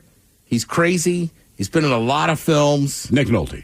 You're close. Gary Busey. Gary Busey. He sang in 1979. Shoo-wee. Hang on. I got funny, his teeth fell out when he was singing. Like, the whole thing comes out of him. I mean, I think it's easier for an actual singer to do an SNL skit because you're not doing Oscar-worthy performances, right? But you take an actor who doesn't necessarily sing and say, oh, no, you're the musical. Be like Bradley Cooper and Lady Gaga getting out there and doing their Star is Born stuff. But he's with Lady Gaga. Yeah, he is with Lady Gaga. Right, he's still an actor first and a musician after the fact. Yes. But I'm with Thrill, right? It's not shocking to see some of these singers that actually are pretty funny when they're hosting. Sure. Or just taking parts in the skits. But I'm just like, and unless he's planning to put out a thing, but it's like, I assume he's got to sing some Dylan. The week before that, on the 18th, you'll have Chappelle hosting with Glorilla as your musical He's guest. not going to be the musical guest? Chappelle? Yeah, he's going to do some Rick James for us. That'd be a little bit of a strange one. Let's see. Obviously, with TV and movies, a lot of it has to do with these LA wildfires that are just horrible. 2 famous homes have already been destroyed. Let's see. If you watch Succession, that house from season 4 is gone. And then the estate used as Gene Smart's side mansion on Hacks has burned down as well. Generally, these things, if they're in LA, are used for like the outside shot. Yeah. Not as much filming inside of them. James Wood's been in the news a lot. His place caught on fire, but actually his house is still standing somehow. But Jeff Bridges, Mel Gibson, Anthony Hopkins, their house all burned to the ground. Seems like old Hollywood money moved to that area whenever they... Yeah, I mean, you're between the mountains and the ocean. Yeah. It's super wealthy. Yeah. It's a great area. And then this happens. Well, and the weather, too, is wild down there. Mm-hmm. Somebody's explaining to me, like you go from one side of L.A. to the other or out in the valley, like the temperature changes are just insanity. Mm-hmm. You know what I mean? Like, I've been to, Orange County before, and, like, it's funny, you sit out there on the coast, and you're like, oh, this isn't that bad. Then you drive it inland, and you're like, Jesus, it is hot. Yeah, here. super hot. Let's see. Ricky Lake, her house got destroyed, but also she kind of said the Hollywood medium Tyler Henry told her that was going to happen. Should have listened. Yeah, right. There's also good stories, too. Snoop Dogg has turned his Inglewood clothing store into a donation center. Nice. 'Cause not everybody lives in these same neighborhoods, right? So there's some good stuff going on out there. I was going to say, it's from the country world. Cody Johnson, Zach Top, Riley Green, they're signing guitars to raise money for the police officers who were injured in the fire. Chuck D is like, we still stop using Public Enemy's Burn Hollywood, Burn Down. Jesus this isn't Christ, funny. You gotta kind of like tell people that stuff and put the word out there. But obviously, super sad thing what's going on there. So I don't know what the answer is down there. That is just bad. As far as we were talking about playoff football, remember they had to move this game down because of said fires to Arizona. But you have the Rams hosting the Vikings. And good work out of the Cardinals field staff down there. They repainted the field. Yeah. They got the Rams stuff in there. So at least they're trying to make it like a home game. Okay. Thank you, Tim. We appreciate it. You're listening to The Men's Room. Hiring is a lonely business. Posting jobs, sifting through resumes, interviews with unqualified applicants, being ghosted. What if you could link with dozens of qualified candidates who are ready to work right now with just one connection? That's Express Employment Professionals. Find us at expresspros.com. One connection, the workforce you need. Problem solved. Express Employment Professionals. expresspros.com. Yeah, sure thing. Hey, you sold that car yet? Yeah, sold it to Carvana. Oh, I thought you were selling to that guy. The guy who wanted to pay me in foreign currency, no interest, over 36 months? Yeah, no. Carvana gave me an offer in minutes, picked it up, and paid me on the spot. It was so convenient. Just like that. Yeah? No hassle. None. That is super convenient. Sell your car to Carvana and swap hassle for convenience. Pickup fees may apply. Is your team at work feeling a little disconnected? Maybe the workflow's not flowing? Try Confluence by Atlassian. Confluence is the connected workspace where teams can create, organize, and deliver work like never before. In Confluence, teams can whiteboard their vision for any project, easily create or access the relevant pages and resources they need, and discover important context they might not even know they need. Plus, AI helps teams jumpstart brainstorms, organize information, and connect workflows, so teams can move efficiently and create alignment with ease. In fact, with Confluence, teams can see 5.2% average boost in productivity in 1 year. So if your team lacks confidence, try Confluence, the connected workspace where teams can do it all. Set knowledge free with Confluence. Learn more at Atlassian.com/confluence. That's ATLASSIAN.com/CONFLUENCE. Now, it's time to hit the headlines. Here's Mike Hawk. And tonight's headlines are brought to you by the fine folks at Sports on What. Our top story, we go to the UK where crime stinks. A young man in the area was approached by police accusing him of involvement with a string of burglaries that have been happening in the area, using one key piece of evidence that was left behind. One of his victims had woken up one morning to find their shed door was left open, as well as a lawn chair that had been positioned under the window, but there was also a footprint that had been left behind on the windowsill. Seems our criminal stepped in something by another local. A dog that someone neglected to pick up after leaving a nice, clean, poo-covered shoe print for police to use and connect with all the other fecal remnants that were left behind at other victims' homes. It seems to me like the 30-yard was just a bomb. It had to be. Yeah, it was their dog. Right, because it was fresh in there. And it was all over the place. Yeah. The shoe's the one that does it for me, because anybody can have a pair of shoes. You know, if it was your shoe print that was left somewhere, like, they would have to just know Steve's got these boots and then track you down. That is kind of weird how they found the person. It's one thing to say, look, we ran it through the lab. It's a Nike, blah, blah, blah. Great.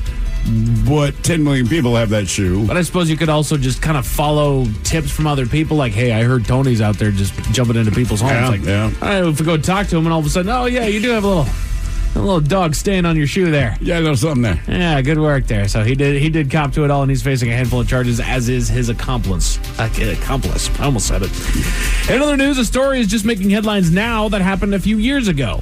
For years, a man that immigrated to Texas from the UK, to Texas from the UK, enjoyed the annual tradition of celebrating America's independence by the full pomp and circumstance of the day and the grand fireworks displays put on by professionals and amateurs alike. But celebration turned to horror as mortar tubes toppled down on the launch pad, launching the fireworks directly at our man, hitting him directly as he was sitting in a lawn chair, knocking him backwards and onto the ground. He waited for paramedics to arrive, holding his wife's hand, bearing through the burning pain in his lap, causing him to wonder, was he going to lose his equipment for the remainder of his days? He actually thought he was about to die, just because he felt the explosion. He felt it was down below. It had knocked him back. He didn't move. I don't know if he couldn't or if he was just too stunned. People descended upon him, immediately grabbed him by the hand. He's like, oh, crap, I'm in my final minutes. Why does my crotch burn so bad? Tell me it's not as bad as I think it is. Crews took him in and informed him that 8% of his body suffered third-degree burns.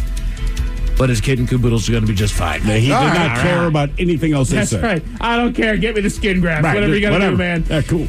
We're all good. He was legit worried about that. He thought he was... Wouldn't you? I mean, honestly, that is my primary... Now that I know I'm going to live, my primary concern after me is my junk. And once they say, hey, man, your junk's fine, everything else they say is just... And, you know, when it comes to 4th of July and fireworks issues and paramedics having to be called, we kind of just assume that people are being stupid. It doesn't sound like... Their hands or... No. It doesn't sound like this was the case at all. You know, maybe he didn't screw the tube into the launch pad, but the thing just fell over. But he wasn't the guy launching him, I don't believe. No, he was just sitting in a lawn chair over there.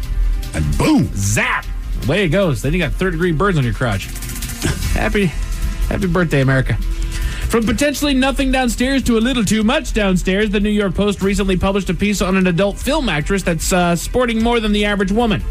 She was born with something called uterus didelphys, which to the average Joe means where she would normally have one down there, she's got two. Vagina. The piece goes into her life with her condition, mainly the questions and requests that she's received, as she's an OnlyFans contributor, revealing that she makes $20,000 a month income from the site, thanks to people purchasing used garments from her, bath water, toenail clippings, mouse pads that she has sat upon, the usual merch. Jesus. That she has sat upon. Wanted to be very clear about that one because I don't want to get a mushmouth on that one. It's just, no, that was the specific request. Right. No, both of them had to make contact with this. Correct. With the bathwater, right. Yeah. But she said even the mouse pad, like she just plays games. She's just an online streamer on OnlyFans. She plays games and she's hot, so guys watch her and they're like, dude, I'll give you like $2,000 for your mouse pad. She's like, really? She's like, yeah, but you got to sit on it first. Cool. Done and done, my friend. Take my mouse pad then. There was did say that she got choosy about stuff because if there were dudes that were like, dude, I'll buy that lingerie. She's like, this is really expensive lingerie. You have to give me a brand new pair at the end of for these. Bath water I was going to get rid of. Sure, here you go. Yeah, exactly. It was going to go down the drain anyway. And what do you do with the bath water? I don't want to think about it, Steve. And now what? I don't want to think about it. I don't get it.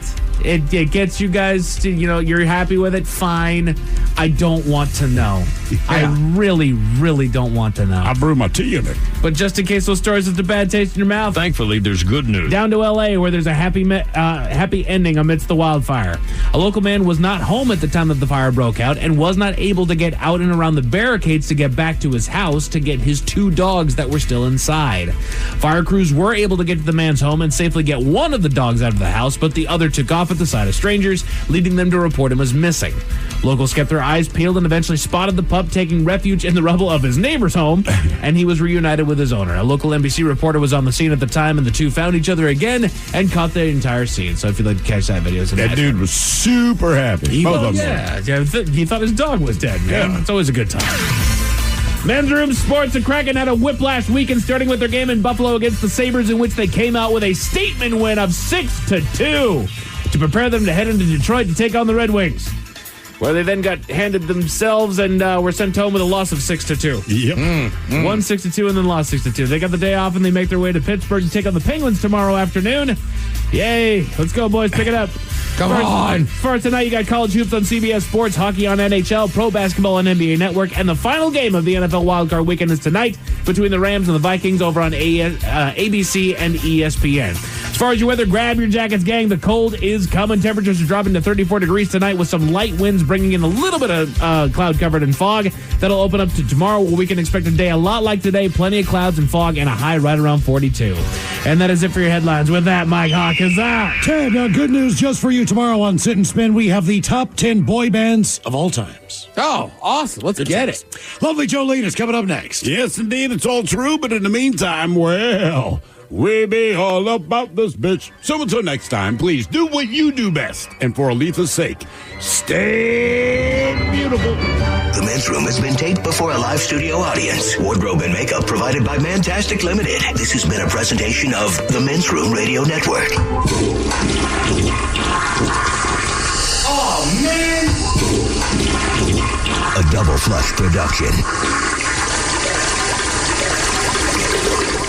The brand new Grand Casino and Shoreline is now open. Step into the action with Vegas-style table games like Baccarat, Heads-Up Hold'em Poker, Pai Gow, Blackjack, and High Card Flush. Feeling hungry? Feast on delicious Chinese, Vietnamese, and continental dishes plus breakfast favorites. Dine in or take out. And don't miss daily happy hours from 4 p.m. to 7 p.m. and 10 p.m. to midnight. Grand Casino and Shoreline off Aurora. Open daily from 9 a.m. to 4 a.m. Visit GrandCasinoGaming.com. Welcome to the Grand Experience. Auto insurance rates are on the rise, which is why you should call Vern Fonk Insurance. Vern Fonk could save you up to 20% on your auto insurance. The pros at Vern Fonk will do all the work, comparing different plans to find you the best options. And they can insure you over the phone. One call to Vern Fonk could save you up to 20%. Call 206-408-5094. 206-408-5094. Remember to honk when you drive by Vern Fonk. Restrictions apply based on a Q3 2023 study of Vern Fonk insurance customers who reported saving when they switched. License number 1070622. Plug in a Hyundai EV and the extraordinary happens. From the charge time and range in the Ioniq 5 and 6 to the adventurous spirit of the Kona Electric to the 601 horsepower Ioniq 5N. Hyundai EVs make the extraordinary electrifying. There's joy in every journey. EPA estimated 303-mile driving range for 2024 Ioniq 5 SE SEL limited rear-wheel drive and 361-mile driving range for 2024 Ioniq 6 SE long-range rear-wheel drive with fully charged battery. Actual range may vary. Visit HyundaiUSA.com or call 562-314-4603 for more details. This podcast is brought to you by Kleenex Lotion Tissues. You can't predict sick days, but with Kleenex Lotion Tissues, you can be better prepared for them while helping keep your skin healthy. Whether it's a surprise sneeze or a stuffy nose, it's always good to have something gentle on hand. Kleenex Lotion Tissues moisturize to help prevent skin irritation while you're battling those unwanted cold and flu symptoms. It's extra care when you need it most. I mean, why not have one less thing to worry about when you're not feeling your best? For whatever happens next, grab Kleenex. Presented by T-Mobile, the official wireless partner of Odyssey Sports. With an awesome network and great savings, there's never been a better time to join T-Mobile. Visit your neighborhood store to make the switch today.